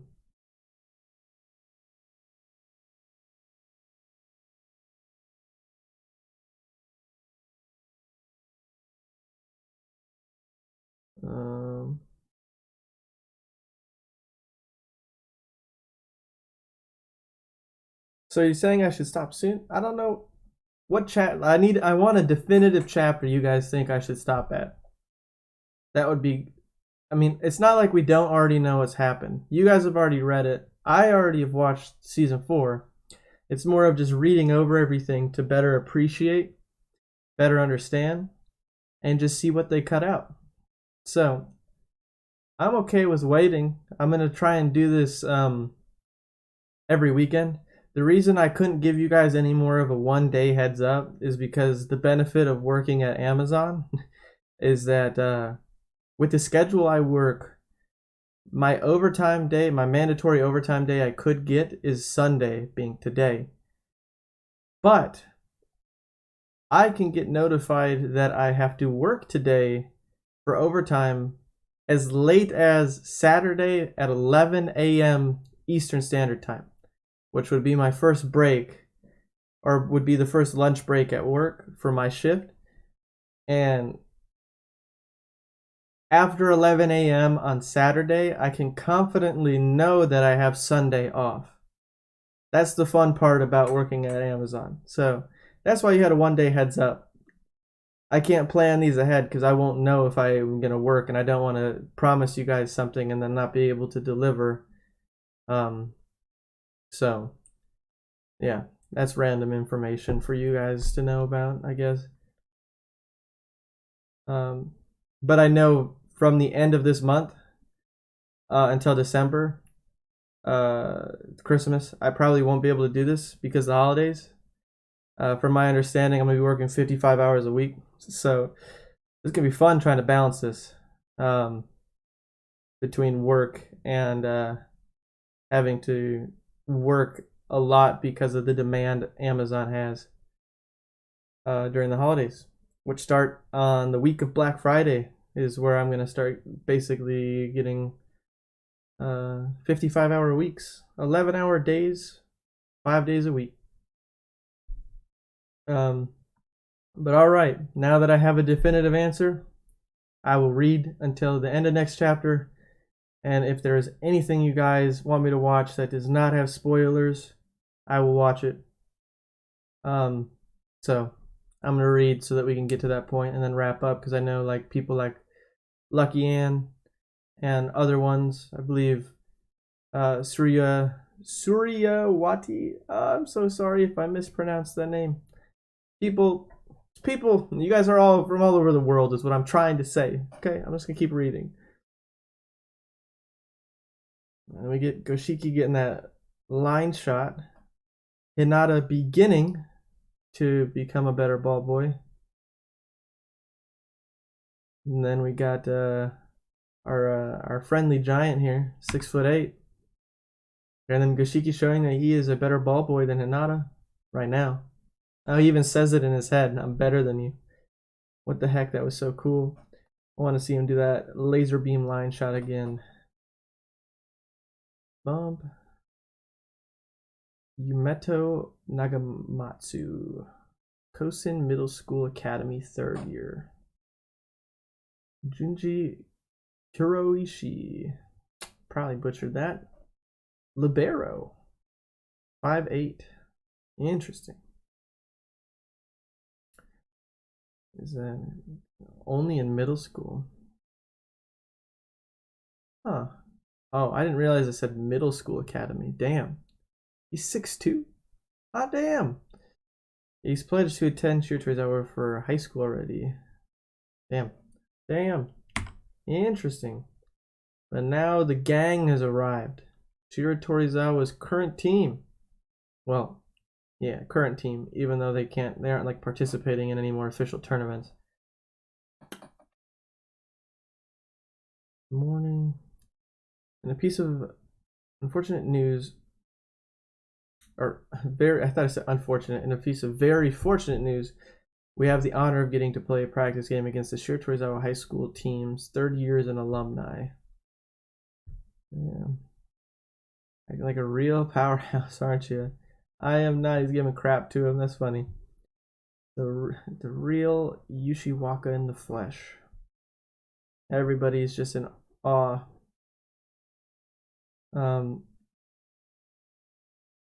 But yes, I'm gonna keep reading this so that we can wrap this up, and the people who stayed up for this can go to bed. So, and then we can pick it up next weekend if I do not work on Sunday. So I guess plan around this time that I started next Sunday. I will make a post on the community page Saturday afternoon on whether or not I'm going to be doing it. And then we get the practice game where Hinata can't participate because ball boy. And then I like that little bottom panel in there in the bottom left. This is Tendo realizing you're here. Oh, and it's basically so much Tendo on this page right here. I spy Karasuno's number 10. This time I'm gonna stuff you like the shrimpy little turkey you are. That is hilarious. Oh, that's what he was thinking in that moment. I get to play against Ushijima, and he's like, "Can you go fill this water up for me?" And then there he is, Water Boy Hinata. And then the pain of having to stand there and keep score while watching people play against one of the best teams that he could have played against in this exact moment to practice anyways. Put your arms way back too soon. Don't give up on that block early. Oh, yes, I remember this. They showed us him criticizing, because that's the whole point of this. But yeah, criticism. But that's what we're here for. Constructive criticism. Conserving, it's because it's a clash over the net doesn't mean it has to turn into a joust. That's true. That's true. So, clue me in. Why aren't you out there playing? Because I wasn't invited. Then why are you here? I crashed it. I love it. They really did. Whoever they got to voice Tendo, like, crushed how I would imagine his character to actually carry themselves in the anime. Like, they did an incredible job playing Tendo. And then here's the line that is stuck with Hinata throughout the entire season 2. What are you even doing? Yeah, so good.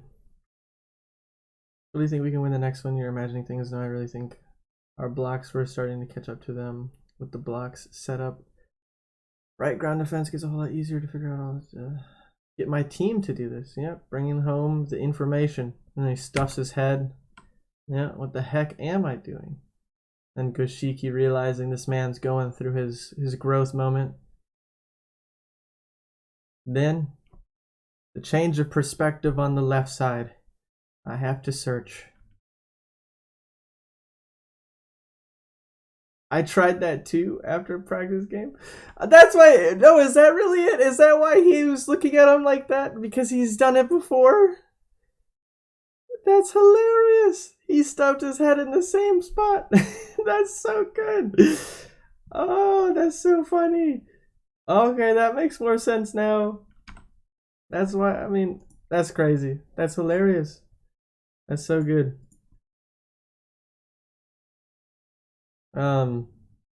Yeah. So now we're flashback over to our team. Is there something the matter?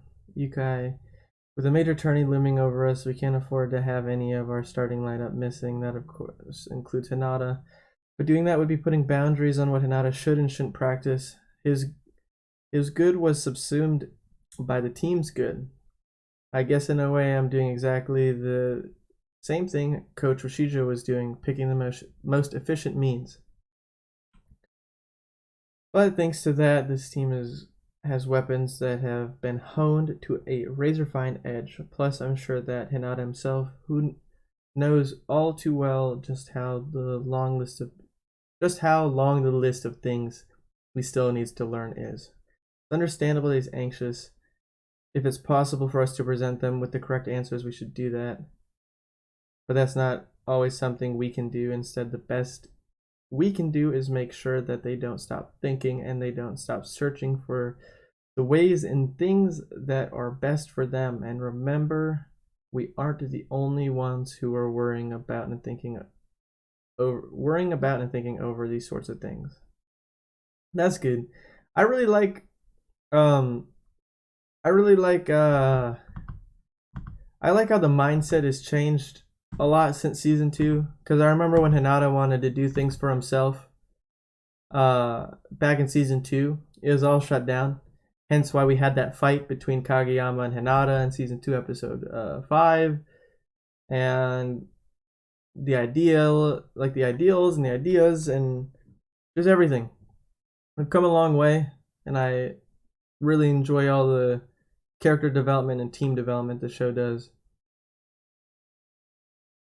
Disturbing, isn't it? Yes, I hate it. I'm not out there, I'm not on that court, but I just can't stand on the sidelines running after loose balls. The jerseys are still in the jerseys in the washing machine thing. Yeah. And this is where he realizes watching from above is super smart. Yeah.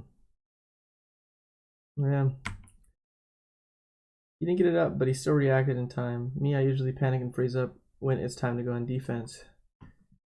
Man, the fact that we've come so far and seeing that stuff happen, so good. Should move in sync with the blockers, position myself to match up with them. Man, oh, it's so cool reading this and then like realizing what he's done. Oh. Really good defenders are great at reading a hitter's form and stuff to figure out ahead of time where they'll hit. Daichi and Nakoma's Morisuki in particular are super awesome at that. Very true. Reading a hitter's form. Or no, I thought there was going to be more. Reading a hitter's form. And he's reading it. Sometimes when I go up to hit, I can see the blockers move like everything is in slow motion. I wonder if the captain sometimes sees hitters moving in slow motion the same way. I'm sure. Wakatoshi, yeah, his receiving was so cool. It was really quick and smooth and efficient.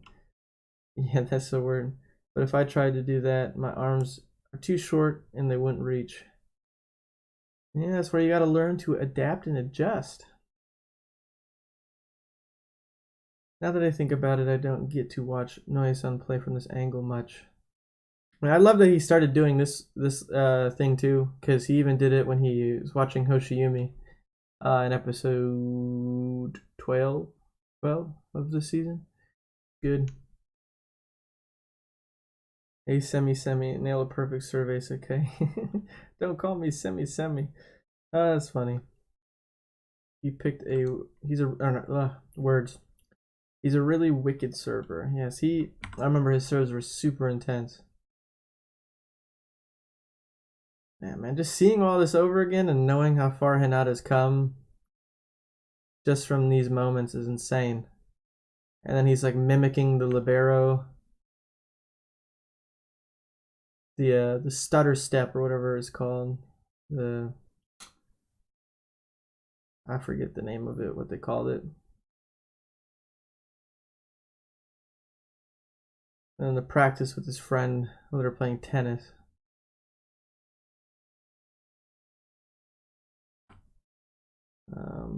What? I'm gonna teach you how to do smash. No, not that. I'm fixing something. A splatter step. Splatter step. Or split step. Sorry, just kidding. A split step. I just read Hinata saying a splatter step and just went confidently with it. Split step. Wakatoshis are up the instant the other guys make contact with the ball. You pick both feet up off the ground at the same time and put yourself in a neutral position or posture. Then use the impact of your feet hitting the ground to propel yourself into your first step. Man, this stuff has taken him a long way. Damn it, I thought I had that. The balls of southpaw are so hard to get. I'm glad that they're putting emphasis on this libero also struggling with the fact that Ushijima is left-handed, which is another way of saying southpaw. Southpaw is another way of saying left-handed. I'm glad that they put emphasis on that. Like they don't. I like how in here you can see what the players are thinking. If you can get the timing down, your reaction time should be improved a whole lot. That's probably something you need to be able to do without thinking about. Yeah, that's one of those things. Like once it becomes natural, then it'll be a beneficial aspect of your playstyle. Man, that guest guy moves so fast, moves to block so fast. Now that I'm actually watching him, he's way different from Suki. When did he look at everybody was in the court? Okay, so he's just analyzing Tendo's play. Ushijima is really good at receiving, but it doesn't look like he's doing that step thingy at all. Then good receiving doesn't all have to be the same. That's a good point. That's a good point. Ever since I started volleyball, this whole time I've been watching only the ball. But there's so much more information lying around all over the court. You know, I like this. The big panel showing his world is kind of opened up before his eyes. I also find it funny thinking about after reading the reason why Kenma didn't want to get his hair cut. He didn't want to open his field of view. Which I don't know if is like a weird way of implying like he stays focused, like he stays tunnel visioned too. Or maybe it's just an anxiety thing. But I like that the visualization right here that Hinata's whole world is opened up, and this is right here the beginning of Ball Boy Hinata. So, yeah, splatter step. Yeah, that's a funny animation. But we have made it to the last chapter that we're gonna read. So what you guys said that you had videos. If there are videos that have been given the okay, I will watch them right now. But I do not want to watch anything that's going to spoil stuff. So, yeah. I shall await your guys' links.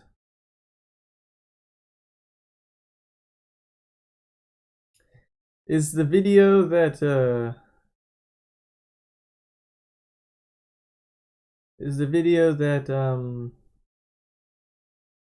you linked, where is it?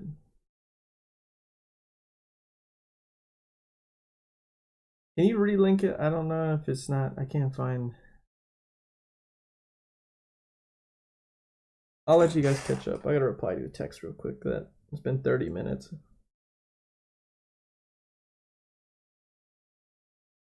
Okay, alright, I'll look that up here in just a second then.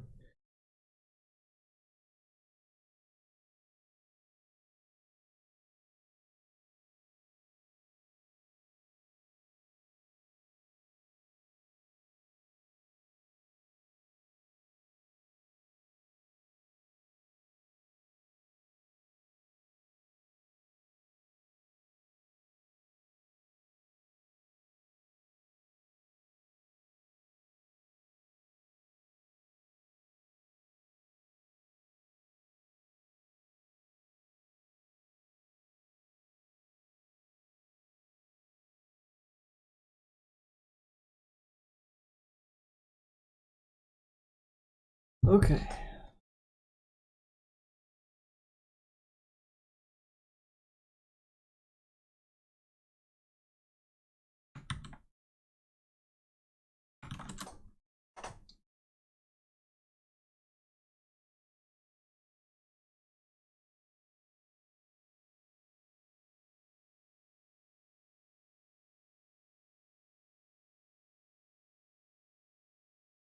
Now, before I start watching it, is this what you want me to watch right here? This video?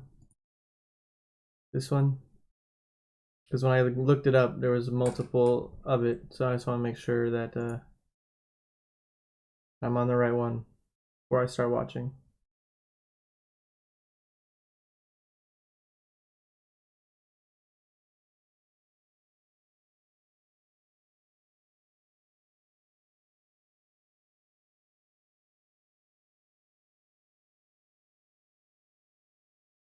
Okay.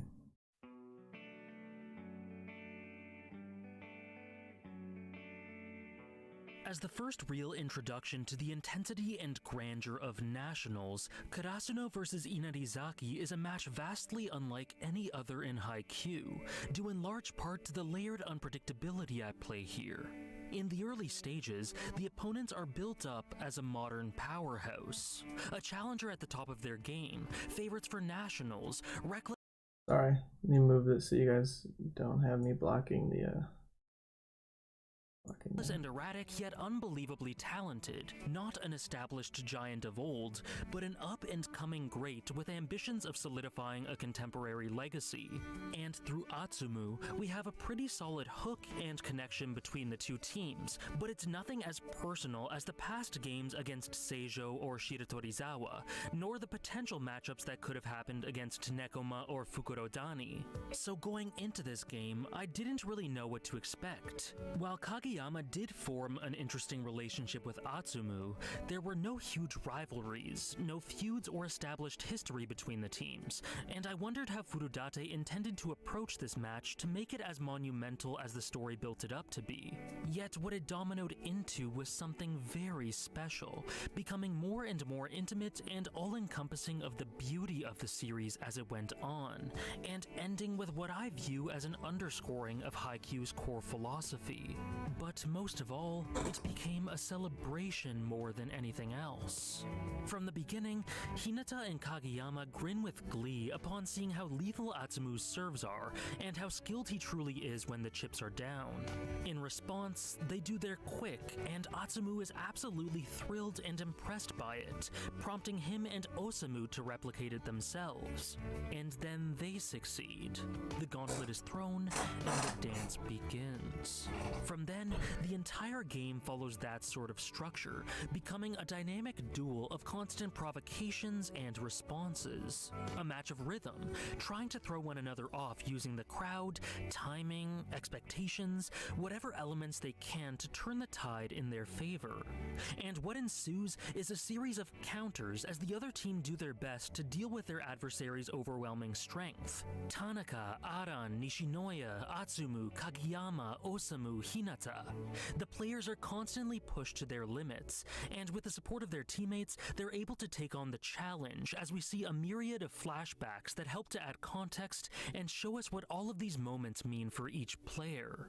But what won in the end was simple passion, as the match ultimately evolved into an exchange of pure joy and expression, with both teams simply doing all they could to simultaneously win the right to stay on the court, and to communicate how much this sport means to them, how beautiful they find it, and how much they live for this moment. It's a gorgeously crafted match that builds dynamics from the start and delivers intricate payoff in spades. And That's for damn aside from sure. the awesome spectacle and adversarial dynamics, it is chock full of substance and discussion points. The brilliant examination of Tanaka, the great backstory for Noya, which I've discussed previously, the awesome dynamics within Inarizaki and pertaining to the twins, which I'll discuss in the future. But what struck me about this match more than anything is how it pivoted the story through exploring the ideals of Inarizaki's captain. 誰かが見とるよ、しんちゃん。神さんはそこら中におるからな。Shinsuke Kita changed so much about Haikyuu for me. He doesn't have a large or prolonged presence in the story, but his words propelled the series into extraordinary territory and deftly broadened its thematic horizons. In my opinion, Haikyuu has two jumps in quality, from amazing to masterful after the Seijo loss, and from masterful to something beyond that during the Inarizaki game. I can agree with The that. second jump is thanks in no small part to how Kita recontextualizes the entire series. Yes, that Kita makes his way speech. onto the court in place of Adam Explaining during the genius sequence thing. of the match where Inarizaki are slacking a little and letting Karasuno chip away at their commanding lead, and it is immediately made clear what his role is and why he's so important. He is strict, calm, disciplined, mature, intelligent, and most of all, he's reliable. He doesn't excel in any facet of volleyball, but his awareness of both this and the things he can do is the essence of what makes him so commanding and confident on the court. Kita is a leader. He promotes confidence and fills in the gaps so securely, which helps to maintain Inarizaki's ailing momentum in the situations that call for it. And as a result, he is invaluable to them. After showing us a Sucks he had to wait until his last year to be able to play then, man. to Damn. delve into Kita's past and show us how he's lived his life. We see that when he was young, his grandmother told him that we should carry out our lives with simple honesty and diligence because the gods are always watching. And Kita did adhere to that sort of lifestyle. He worked hard to be respectful, get good grades, and help out whenever he could. But he did it primarily because it felt good and satisfying for him to be able to live that way, rather than doing so to please the gods. And this could not be illustrated clearer than through his very emotional reaction to earning his jersey. Oh man, it's Being gonna make me named sad Inarizaki's again. captain in his final year Look, I'm was happy an sad. indication of all of his Oh, hard man. work paying off in a very special way for him, Yeah. and a reinforcement that his philosophy was deeply rewarding. We also see how this simple way of life developed into a ritual that others on the team took note of.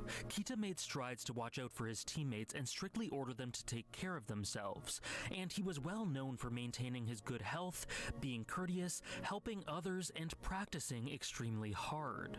As a result, he quickly became the core of the team due to his wisdom, security, and confidence in the skills he honed. While not a special player, he is unwavering and level-headed in every situation due to feeling that there's no need to be nervous about something you do so often and are so comfortable with. And in that way, Kita introduces an idea so simple and logical that it seems hilariously foreign due to how removed it is from the adrenaline-fueled, high-anxiety mentality of so many of these players. A concept that is striking through its simplicity. 俺を構築するのは毎日の行動であって結果は副産物に過ぎん Yeah, man.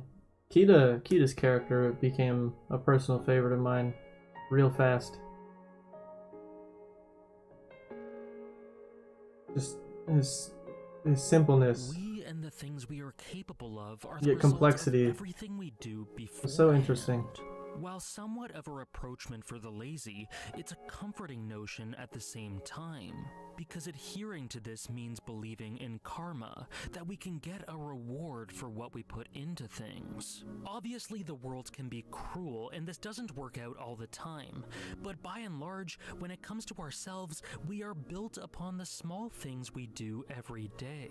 If we work hard at something every day, then we have every reason to be confident that we can perform well when it is required of us, and there is simply no need to be nervous about our ability to do so. And you can merge this message pretty seamlessly with something else he says in response to his teammates marveling at the insane talent of those on the court. The genius stuff. 天才ってやつか。同じポジションきついわ。影山のサーブもやばいやろあれ。俺も才能欲しいわ。いつやったか聞かれたことがあった。自分はレギュラーではなく後輩に天才がいて辛いと思ったことはないですかって。そもそも天才の定義は分からんけど聞かれとる意味は分かった。アツムたちのようなやつについて理由なく最初から優秀なんやと思っとるやつがたまにおるけど俺が毎日1から10やっとるところアツムみたいな連中は1から20やっとんねん。あるいはより効果的な10密度の高い10ほんでたまに1から10やなくて A から Z やってみたら And this analysis and speech that he gave, it was so well done. It makes so much sense that it's just good. It's like a perfect analysis of these characters. There's really no other way to phrase that. In viewing the sheer Alright, we joyous just jump cut. spectacle Cool. and Okay. ability exhibited by the likes of Atsumu, Osamu, Hinata, and Kageyama, Kita is quite frank in criticizing the common idea of talent through saying that it is disrespectful to claim that people are born with this skill. Having grown up his entire life with the mantra that he is the result of all that he has done prior, Kita knows better than anyone that people become this amazing and reach this level not because they've been blessed with a gift from the gods, but because they simply put the work in. Those who look on in admiration and envy may say to themselves that these people were just born with this, but convincing oneself of that is the safe and lazy way out through the consolatory thought that it was just never possible to reach that level anyway. It's an ironically comforting resignation.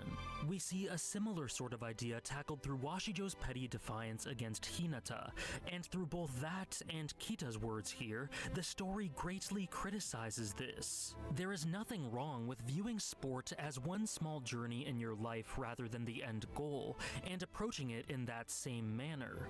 But for those who desire to reach the very top, even those who are disadvantaged, believing that certain goals are unattainable is a self-fulfilling prophecy.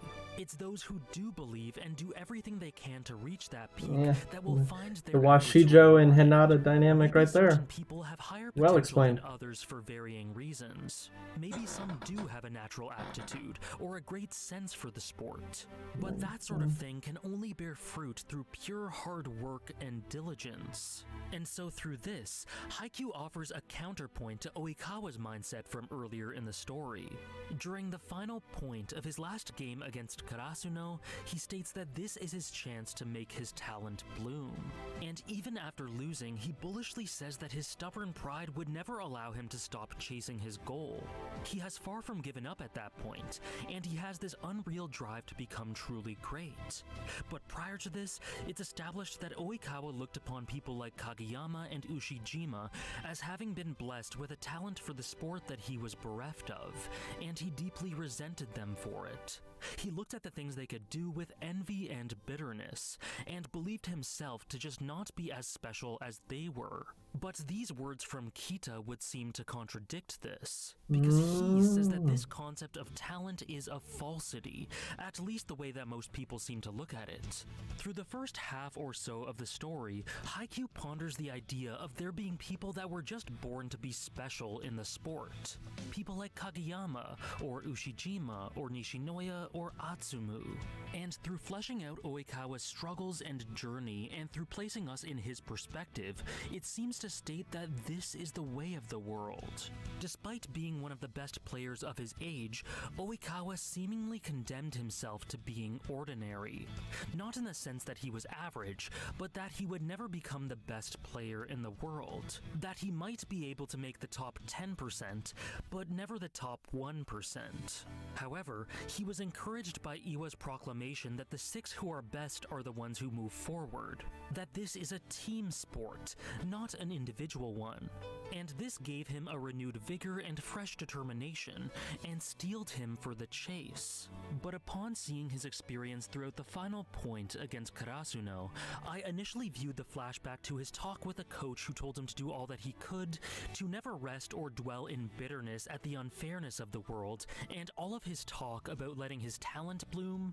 I never realized what that truly meant, and interpreted all of it to be words of resignation.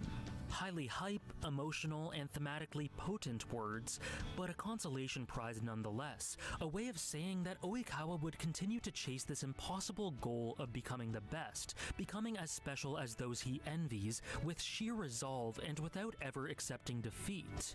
I thought it was saying that he would continue to make his talent bloom, but due to being born with this curse, he would never be able to actually achieve his ultimate goal.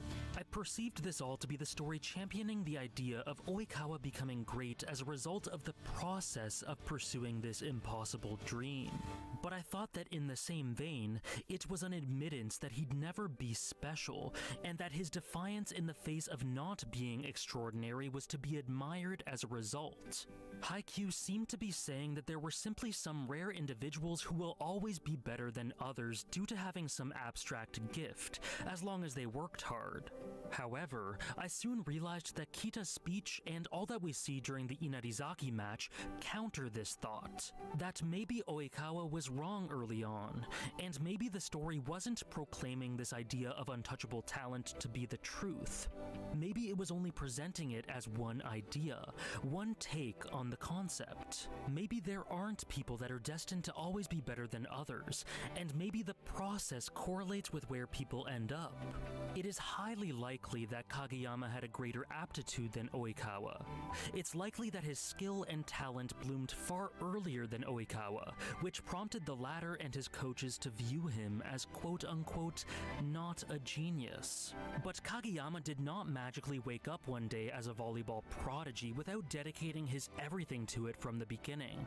And what Haikyuu states through Inarizaki is that this does not mean that it is impossible for Oikawa to eventually catch up to and maybe surpass his rival. For sure, man. Become extraordinary. Oikawa's gonna become good, man. Of his final I believe it. match, he genuinely believes this. Not that he isn't already good.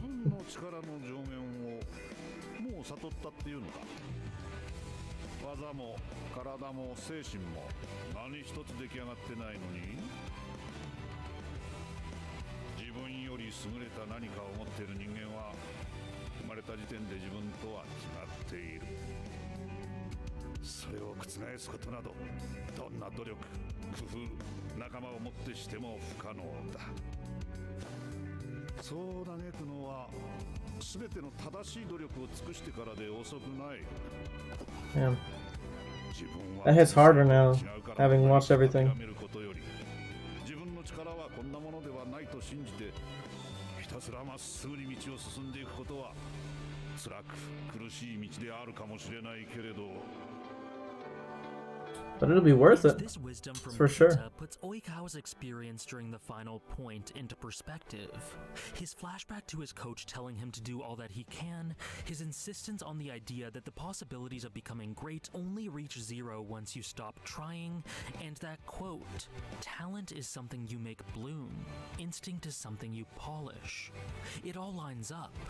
I think this is him realizing that he can be special, and that this hard work will bear fruit if he just persists. And perhaps this instance, this otherworldly set, was the moment he grew wings and became what he always envied and saw in Yeah, dude. others. That shit was wild. Of brilliance audience could possibly call it anything other than special. But even if he did bloom here, there is still no choice but to continue pushing on.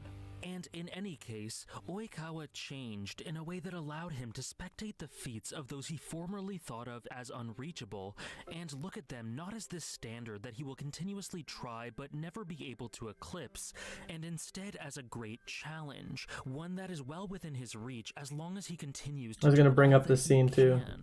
You guys put that one into perspective. The match changes everything about Haikyuu's philosophy on talent, hard work, and excellence. Not in the sense that Furudate backtracked and changed their mind, but that through providing greater perspective, it peeled back a layer and made the true message much clearer. 才能の開花のチャンスをつかむのは今日かもしれない。もしくは明日か明後日か来年か30歳になってからかも。 This is that monologue he was talking to himself at the end of season 2. Yeah, not here. 多分一生ないん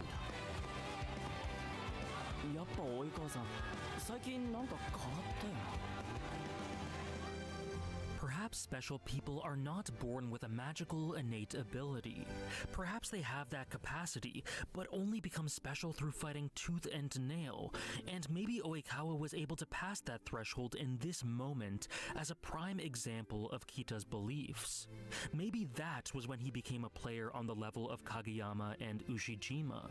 He certainly seemed to hint that he believed he could, and if so, he reached this point as a pure result of his effort, having not been imbued with anything from the beginning. Of course, Kita's speech does not intend to definitively say that hard work will always beat natural geniuses, but it does present a substantial and encouraging prospect by stating that it is possible, and that through fighting without reservation for that possibility, people can indeed become special. Although naturally, people are not born equal. Some are tall, some are short, some have genes that predispose them to being skinny, some are powerful and strong. Some have an intuition and intelligence that comes easily to them, and some may have to put in less work than others to make it to the top. In that sense, people do possess a gift or advantage that some label as talent, but that doesn't dictate how they will end up as athletes, nor how others will measure up to them in time. It is just one of a number of attributes that factor into the trial that any given individual must undergo on their way to the top. And as we see through Oikawa and during Hinata's journey to becoming a great all-around player, talent and instinct are not sacred powers bestowed only upon the chosen.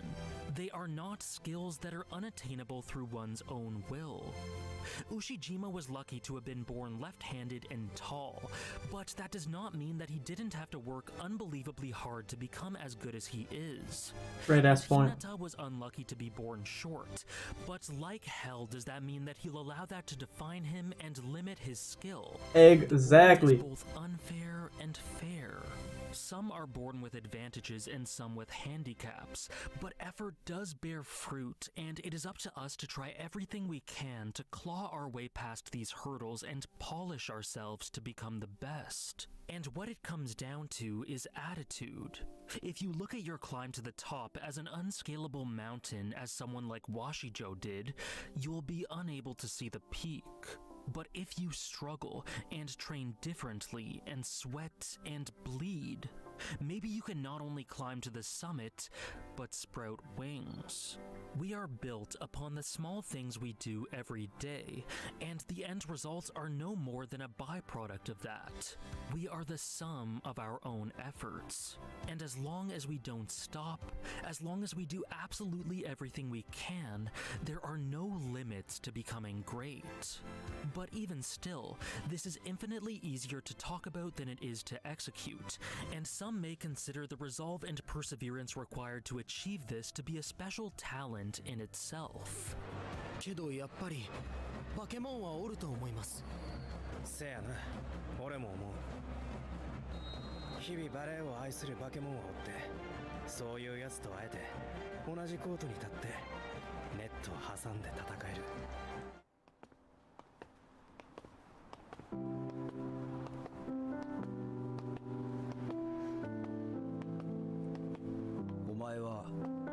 いさんになるくらいまで幸せになれない。何？いきなり何の呪いなのさ。たとえどんな大会で勝っても完璧に満足なんてできずに一生バレエを追っかけて生きていくめんどくせえやつだからな。こんな時でも悪口挟むね。でも迷わず進めよ。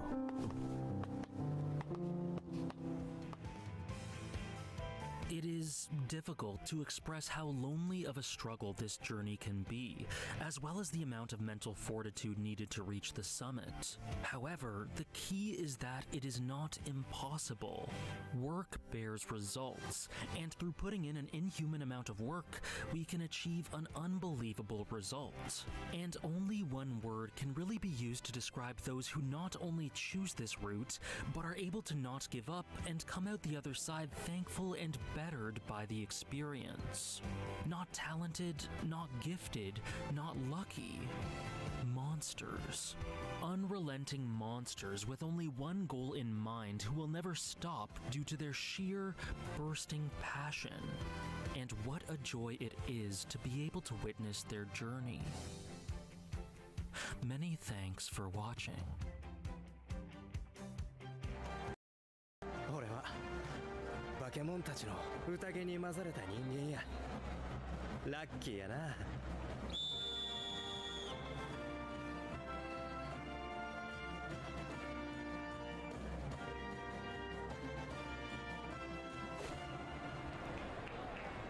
You know, that was a pretty epic way to end the video.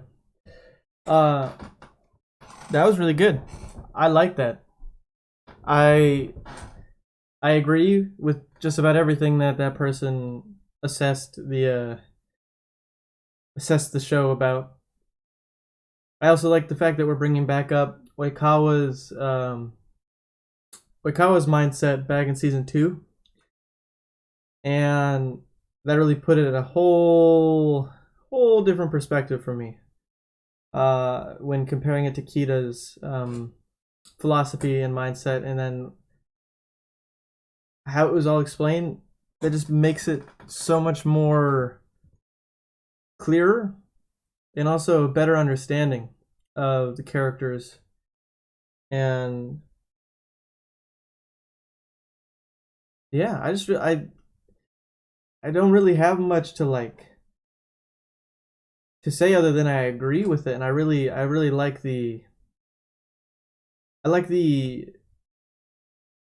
reflecting, like I said, just back on Oikawa's mindset about how he kind of capped himself believing that he will never be as good as these geniuses or these people who are so talented and gifted in volleyball, and that it is what's kind of holding him back, instead of using that to fuel him to try and be better than them. Use what he sees them do to push them, like Hinata or Kageyama. They both did that in season 4. They both had a moment. Hinata when he saw Hoshiyumi play, and then Kageyama when he saw Asumu pull an insane set. But yes, okay. So y'all are saying to watch. Y'all are saying to watch another one.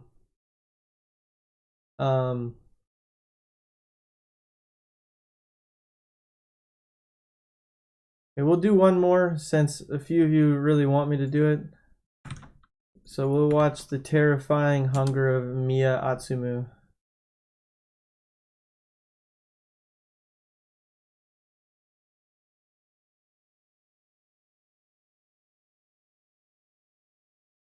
Okay. Alright. I'll be honest though. I really have to use the restroom. So, give me 2 seconds. Not 2 seconds. Give me a couple, just a minute. I'll be right back.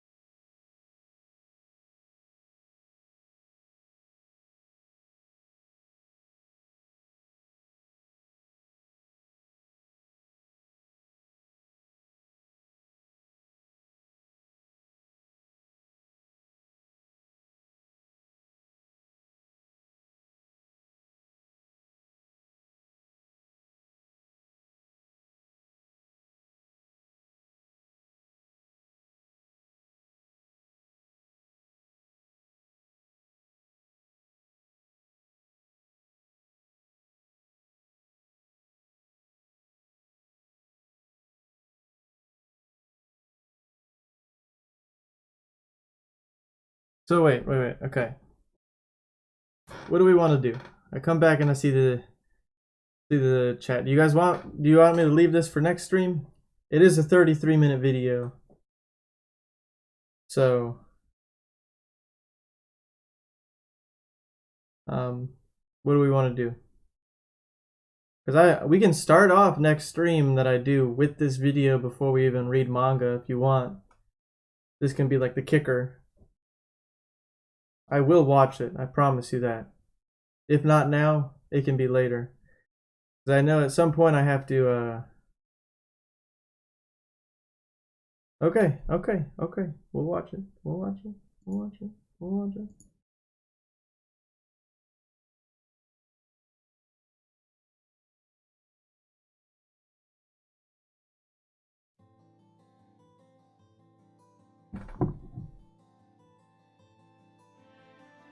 Among the lengthy catalog of strengths that can be attributed to Haikyuu, something that I'd rank right at the top would be the quality of the character writing. This cast has slowly but surely developed into one that is broad and diverse, covering a wide range of personalities, each of which are proven to be even more interesting and contributory when examined in the context of a high-stakes sports match.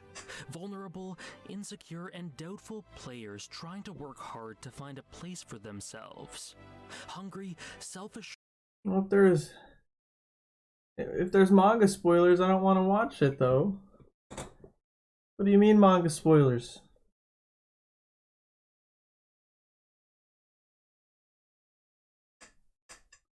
Like what kind of manga spoilers are we talking?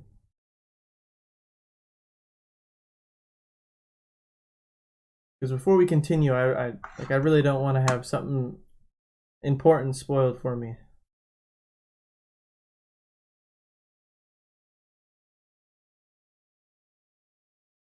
So pause it right before. Okay. All right. And hard-working feats of nature, perseverance personified. Athletes seemingly comprised solely of joy or expression, those who view the court as a place of pleasure, passion, and maybe even escapism. But up until the ball boy arc and nationals, there had been one traditional personality type that had been absent in the series. The wholeheartedly confident, egoistic prodigy who demands respect for his skill. A personality that is very common amongst real-life athletes, and often disliked by many.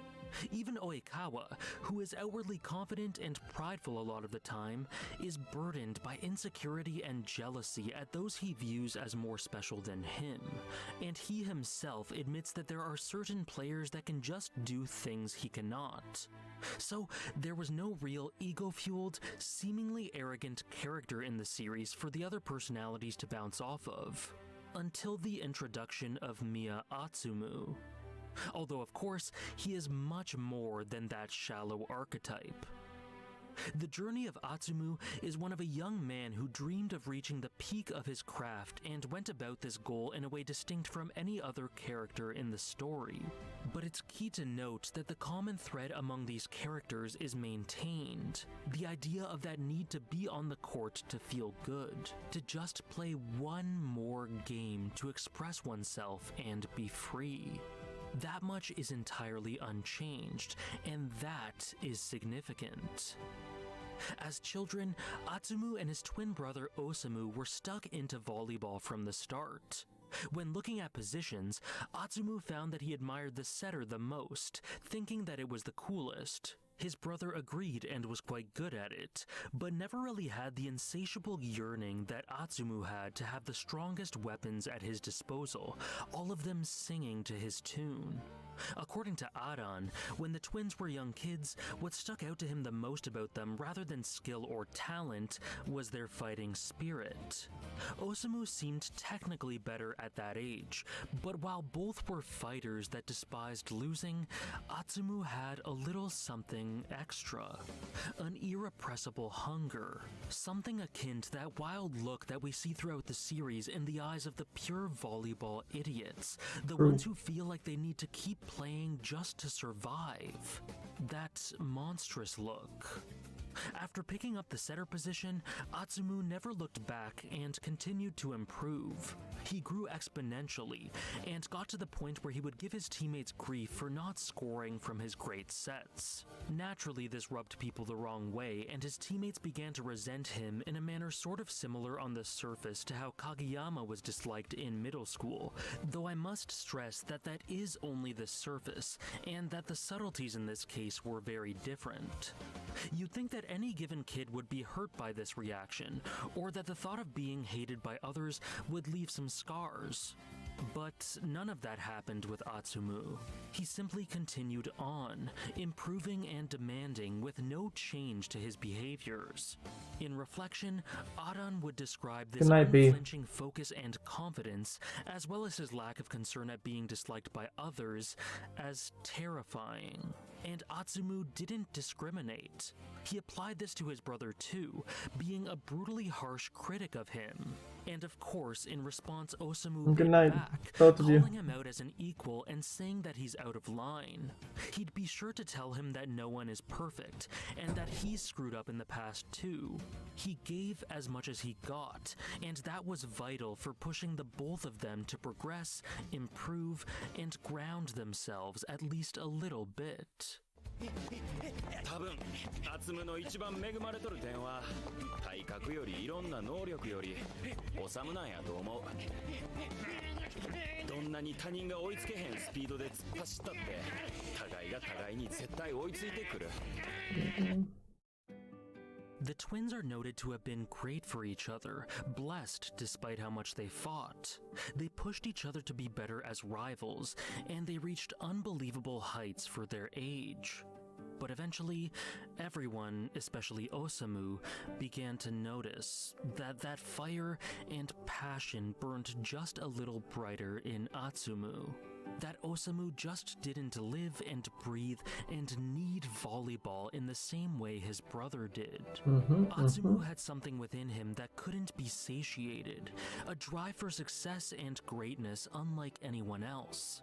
It's integrative with how Osamu notes that his mental age drops when he's in a game, displaying a childlike wonder, passion, and again, that hunger. And this purity he imbues you see that in Hanada a lot. Of how inseparable he is from the sport. 人の原動力って大概幼稚なんでないの？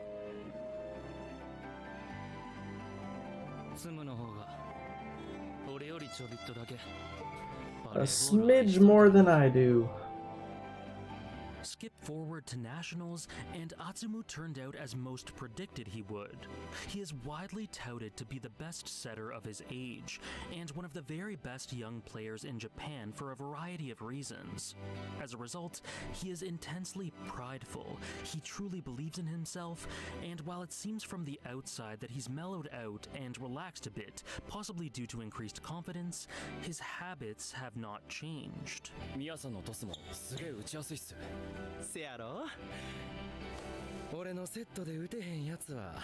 Yeah, knowing more about him now, that line hits different. I just thought he's super confident, cocky. Like a cocky player. For the most part, because if you examine his psychology and if you put yourself in his shoes, you can kind of see where he's coming from. Atsumu has a supreme aptitude for the sport and has worked incredibly hard to optimize his skill and realize his potential. As his captain has acknowledged, his dedication and hard work has turned him into a phenomenal player.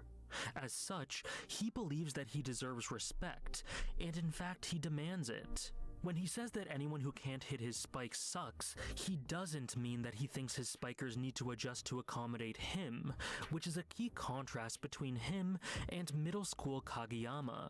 What he's actually saying is that he has already factored in the best toss for them and taken their needs into account, and he is dishing them what they need. That's why he needs his teammates to measure up, because he knows his tosses are optimal. They push them to their limit, but they're also also individualized extremely well. So if they can't keep up with a toss that is perfectly tailored for their best abilities, then they suck. It's not that he puts tosses up carelessly and expects his teammates to match them instead of the other way around. It's the opposite. His sets are crafted with utmost care. He has put everything into training so that he can toss the ideal sets, so for him, his teammates not matching his dedication is disrespectful. Volleyball is a team sport, and no one can do anything on their own, so the unfortunate reality in some cases is that some players don't end up getting the results that their graft deserves. No one wants to think of time spent working hard as wasted for reasons out of their control. In the finite amount of time we have, we want to believe that our efforts will be rewarded. And that is why his demands are so lavish. That can be extrapolated to why he wants the best rivals, and why he hates playing against people who suck. Because after all the work he's put in, he wants opponents who are just as awesome to awaken that childlike exhilaration in him. That's what he got with Karasuna for damn sure. The opportunity to see him express disdain over inferior opposition, he expresses that anything less is not nearly worth his time after what he continuously puts himself through to try and achieve greatness. Call it cockiness or arrogance or whatever you'd like, but I think that he subconsciously and genuinely believes that it is due recompense. And it isn't a malicious arrogance, just one that loses its cool when it isn't matched with the respect he believes it deserves. While I find him very endearing despite his faults due in large part to his sheer passion, this can understandably rub people the wrong way, and that's just the nature of a prideful athlete. But try to tell him that it's unfounded. Egos and confidence and arrogance are just a given when it comes to sport. And Atsumu is Haikyuu's prevailing example of an athlete at the height of his power, who knows it and demands others to recognize it. And I can't speak for everyone, but for me this is a great bit of egoism and an awesome dimension to add to the cast. In tandem with these demands, Atsumu is also a penchant of theatrics and control. He loves the extremes and sounds and sights of sport, and he wants to be at the center of it all. It's a huge reason for why he does what he does. He loves playing with that unbelievable fire, but being a conductor of a grand orchestra, one consisting of the crowd, the boos and cheers, the pattern of play, the sets, he loves all of that just as much. And it coalesces with his demands. That's why he requests silence for his serves. It isn't being cruel or mean for the sake of it. He has gone through a great deal to get where he is, and he deserves to play on a stage that allows him to perform, to be in optimal conditions. And those around him recognize his assets and adhere to them in admiration, as the band and fans alter their approach depending on what he's doing. And in turn, he uses all that he has earned, every resource, to overpower the opponent and honor the jersey he wears. Atsumu is very dramatic. He plays with flair and extremes, and he loves being in control of these things and dictating spectacle. So his personality fits the position like a glove more than nearly every other character in the series, licking his lips at the possibility of having monster hitters singing to his tune. But one difference between how he is now and how he was as a child is that when it comes right down to it, he isn't a hypocrite at all, and likely due to Osamu laying into him as they grew up, he knows that he isn't infallible. If you'll excuse a minor spoiler for a line of dialogue that he provides later on in the series, he says the following in a future arc. If I score, hype me up. If I don't score, lay into me. I don't need no in-between participation prize. Cheers or jeers, give me one or the other, 'cause that's what I want to be surrounded by. There's absolutely no mincing words, no half measures. Only greatness prevails. He must do what he can to be the best, and he wouldn't have it any other way. His stage must be loud and boisterous and fitting, one way or another. And he and those around him must live up to that. This is a point that I think is very admirable about Atsumu, but that sometimes goes ignored. He 100% holds himself accountable. He expects others to do everything they can, because he does everything he can. But if he fails, he is aware of the ramifications himself, and he doesn't shy away from that. So he absolutely puts himself through the ringer to not fail. And this is shown in moments after and during the match against Karasuno. After the results, where he basically asks the crowd to criticize him and his team for losing, despite them putting in an amazing effort. They're like, and in the we're game, clapping because you played your damnedest. To a very awkward pass to set overhand to Osamu. Suna marvels at his skill but wonders aloud why he didn't just bump it. And he replies that overhand uses 10 fingers compared to the 2 arms. I love that reasoning too. And this allows for more control appropriately, and more ability to support his spikers in the best way he can.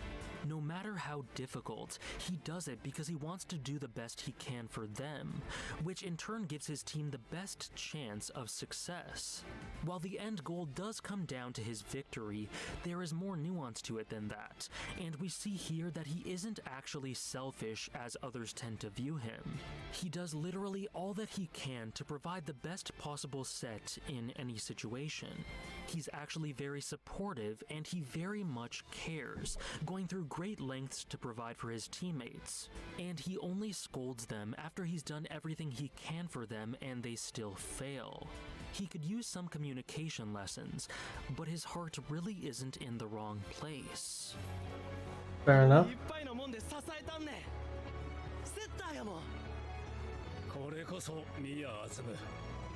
お調子者であったり、時に勝ち気で高圧的でありながら、スパイカーに対して誰より真摯で献身的だ。 Maybe more dedicated to spikers than anybody else. I mean, I believe that. I believe that. Brother for instilling this in him, because a self-awareness of one's own flaws is what helps one to grow as both a player and a person. And I think it's a given that he would not have been able to become this great without Osamu's competition and insistence on giving his brother a reality check. I also believe that. Isn't a tunnel-visioned victory machine only centered on success, though. He appreciates his teammates and very much fosters connections with them, as shown through when he got emotional over Kita giving him food and wishing him good health. In fact, Atsumu is so strikingly sentimental in the rare moments where we see him vulnerable. Yeah, that season finale moment on the stairs, that really hit me good. Like I felt the feels. Care and respect between teammates. And I think they are interlinked in a way.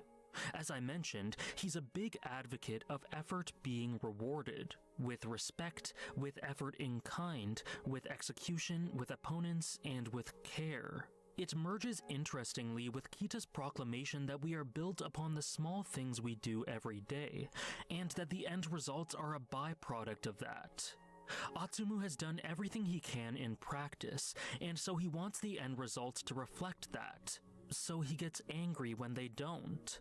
He is actually quite similar to his upperclassmen through his focus on preparation and routine, though not nearly eloquent enough to verbalize this in the way Kita does, and more focused on the potential byproducts than Kita ever is.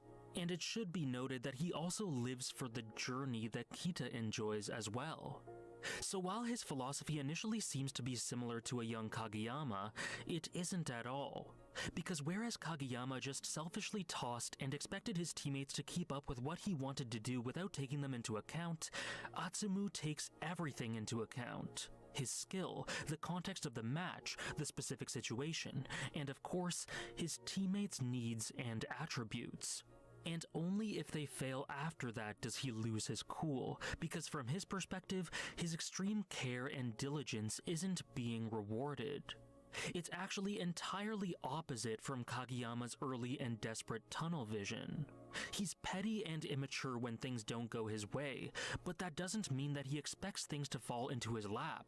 What it really comes down to is that he can't stand the injustice of hard work not being rewarded.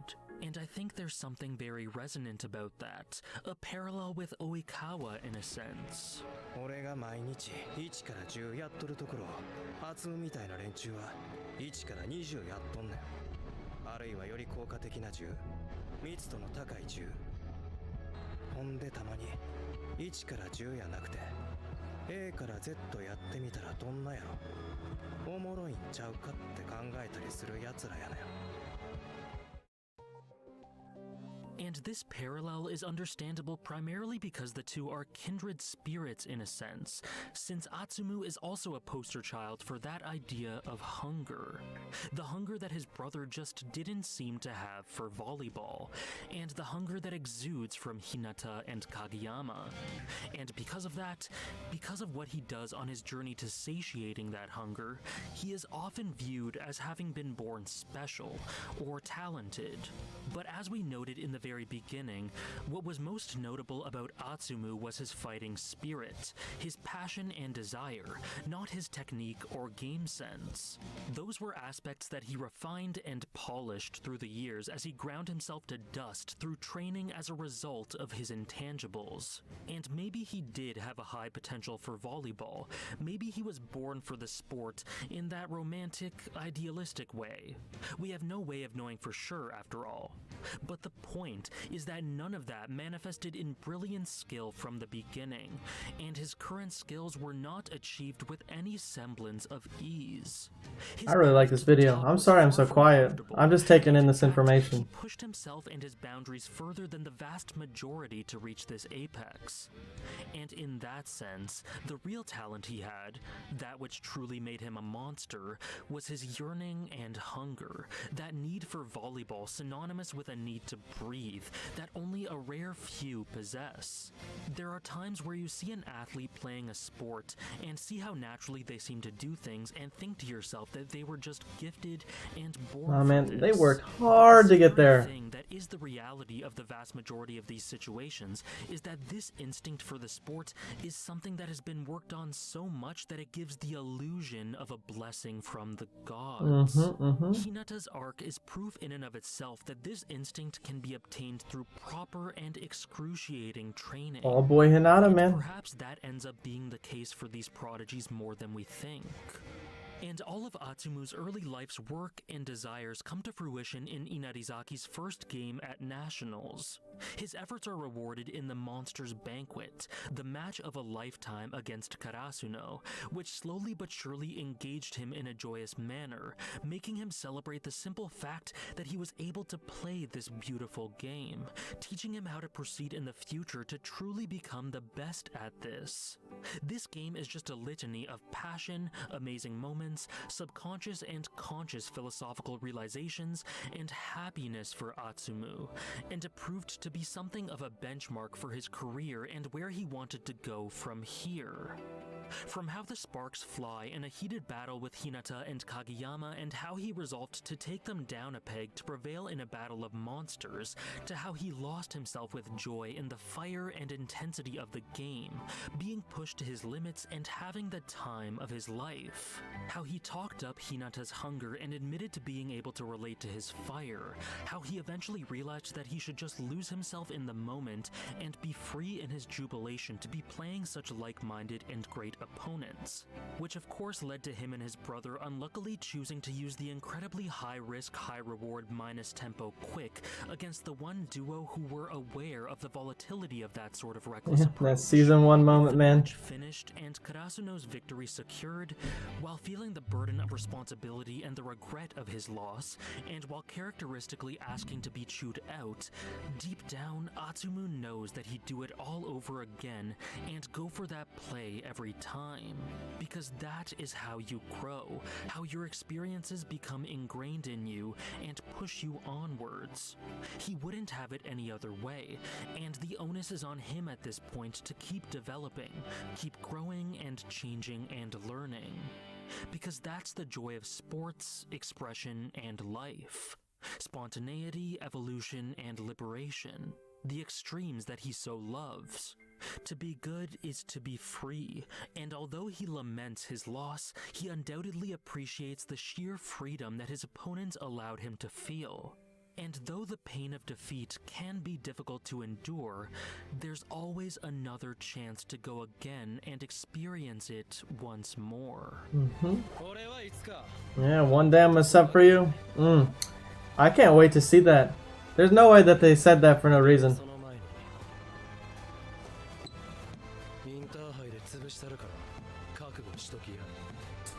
I cannot wait to see Atsumu and Hinata play on the same team. They're foreshadowing that so This hard. feeds into the Inarizaki motto, as shown on their banner. Who needs memories? Or we don't need the memories. What this is initially portrayed as through the abandon and unbelievable skill that characterizes most of Inarizaki and the Miya brothers in particular is that all that matters is the here and now. Atsumu lives for this moment. Whether he's training or playing, the point is to make it count in some way. To allow yourself to have more moments to live for in the future and to not rest on the achievements of yesterday. The point seems to be that you can't live off memories, so you must drive yourself forwards in the now with all that you have and forget the past. And this is very true to life when it comes to Atsumu, but there is more depth to uncover that changes the complexion a bit. Specifically, Kita's words resonate here. He notes during the match that he doesn't like the phrase very much because it seems to disregard the importance of the past. Performing in the here and now is undoubtedly important, but it is the result of the preparations made prior. We are the result of everything before us. Their banner kind of conflicts with his his ideology. Is just blatant Not kind of, it just does. Foolishness. It's a perspective of maturity that Atsumu doesn't yet consciously acknowledge, even though a lot of his outlooks are actually ironically dependent on that sort of mindset. But we grow from our trials and hurdles, and so with this loss, we see that Atsumu will ingrain this experience as a memory to learn from, to seek higher planes in the future. It will become a part of him. And this helps incorporate a new thematic message and a new spin on the banner motto. It isn't about being reckless and forgetting the past. It's about giving it your all and doing literally everything you can using the experiences that are ingrained in your body. Don't rest on your laurels and be satisfied with your memories, but be open to learning from them, and you will see their beauty and value and how they have become a part of you in the present. And using that, you find greater and greater summits of experience. And this is key, because he sure as hell would never want to forget both the triumphs and mistakes of this match, and this concept is particularly relevant in recontextualizing the final points they conceded as an encapsulation of who Atsumu is.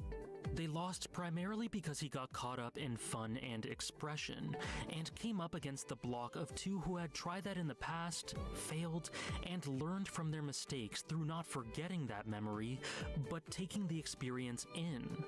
Atsumu and Osamu failed here, but like Hinata and Kageyama in their loss against Seijo, they had no fear of failure. No regrets, just joy in the moment and devastation at the failure. But that devastation opens the path for growth, and a small comfort in this that is also Absolutely characteristic true. of Atsumu is that he himself dictated this, him and his brother. As someone who always wants to be at the center, he must be prepared to take the responsibility of the failures along with the glory of the successes. And he does. He controlled his own destiny. He failed, and it's up to him to own it, learn from this failure, not dwell on it, and ingrain it into himself so that it can be a part of him. As Osamu alludes to, we don't need the memories, because those memories have converted into muscle. That was such a They are an cool inherent line too. part of us. And with this approach in life, this motto turns from rash to incredibly balanced and wise. Because there's a big difference between not needing memories and forgetting what those memories mean to us. It's a message that is extremely inspiring when applied to sports, but one of the most beautiful things about Haikyuu is that these little tidbits of life advice that are presented to us through the characters can be used in any walk of life. in Absolutely. any context. Absolutely. Now, if you're an anime only, you may want to All close right, guys, that is it. I'm so glad that he gave a pretty good heads up there. Okay, well, I really like that video. It makes a lot of sense about your guys' comments, especially when we had the flashback episode for the Miya twins, and I was like, man, this reminds me so much of Kageyama and Hinata. But now I better understand why that is not why that is not accurate because of how Atsumu is. I really enjoyed that video. I agree with everything that this guy says. He makes incredible videos. If you have not already seen this and you just watched this through me, please go to this guy and like drop a like on the video. I'll link the other one too. Please go and like these videos if you haven't already. They both extremely good. I really like that. I like how stuff has been put more into perspective for me, and a lot of stuff makes a lot more sense. It's the beauty of reacting is that you don't catch everything on the first try, so watching things over like this allows you to have have almost a fresh viewing on it, especially when it's put in a different light, like a video like that instead of the episodes. I like both of those videos a lot. I don't really know what to say because they're pretty perfect in itself. Yeah, also sub to the guy. I'll sub to him right now. I'll sub. There. He now has my sub. But that was really good. That was a fantastic video. Both of them were. So thank you all. I appreciate all of you who came for the manga reading. And I've been waiting for season 5 since the end of season 4. Yeah, I'm pretty sure the end of season 4 was December of 2020. So y'all have been out of Haikyuu for 11 months. I'm now finally out of it. But thank you all of you who are still here. I want to let you know that I plan on reading more manga, more of the chapters of the manga, and just continuing to do stuff like this on the weekends. I will let you guys know next Saturday when I know whether or not I actually work next Sunday. If I can live stream that Sunday, and we will do it again. We'll read some more of the chapters. And yeah, those of you who are here though, you guys will be able to revisit this link in video because I'm going to unlist it because I showed manga. I want to take this video down from being public so that I don't get in trouble. But I'm going to post the link for this on onto my Patreon. So if you find my Patreon and any of the links to my videos, the link for this specific live will be posted there. You won't need to pay for Patreon to see this. You will just have to go to my Patreon. It'll be posted there, so you can click this link and revisit it. Or if you never delete it from your watch history, you'll be able to come back to this if you want to, because it's a 3-hour stream if you wanted to come back and revisit something for some reason. But thank you all. I hope you enjoyed the video that went up today as well. And thank you for spending 3 hours with me, some of you, and just spending some time with me in general. So appreciate it. I hope you guys all have a fantastic day. And until the next stream / Haikyuu video / whatever,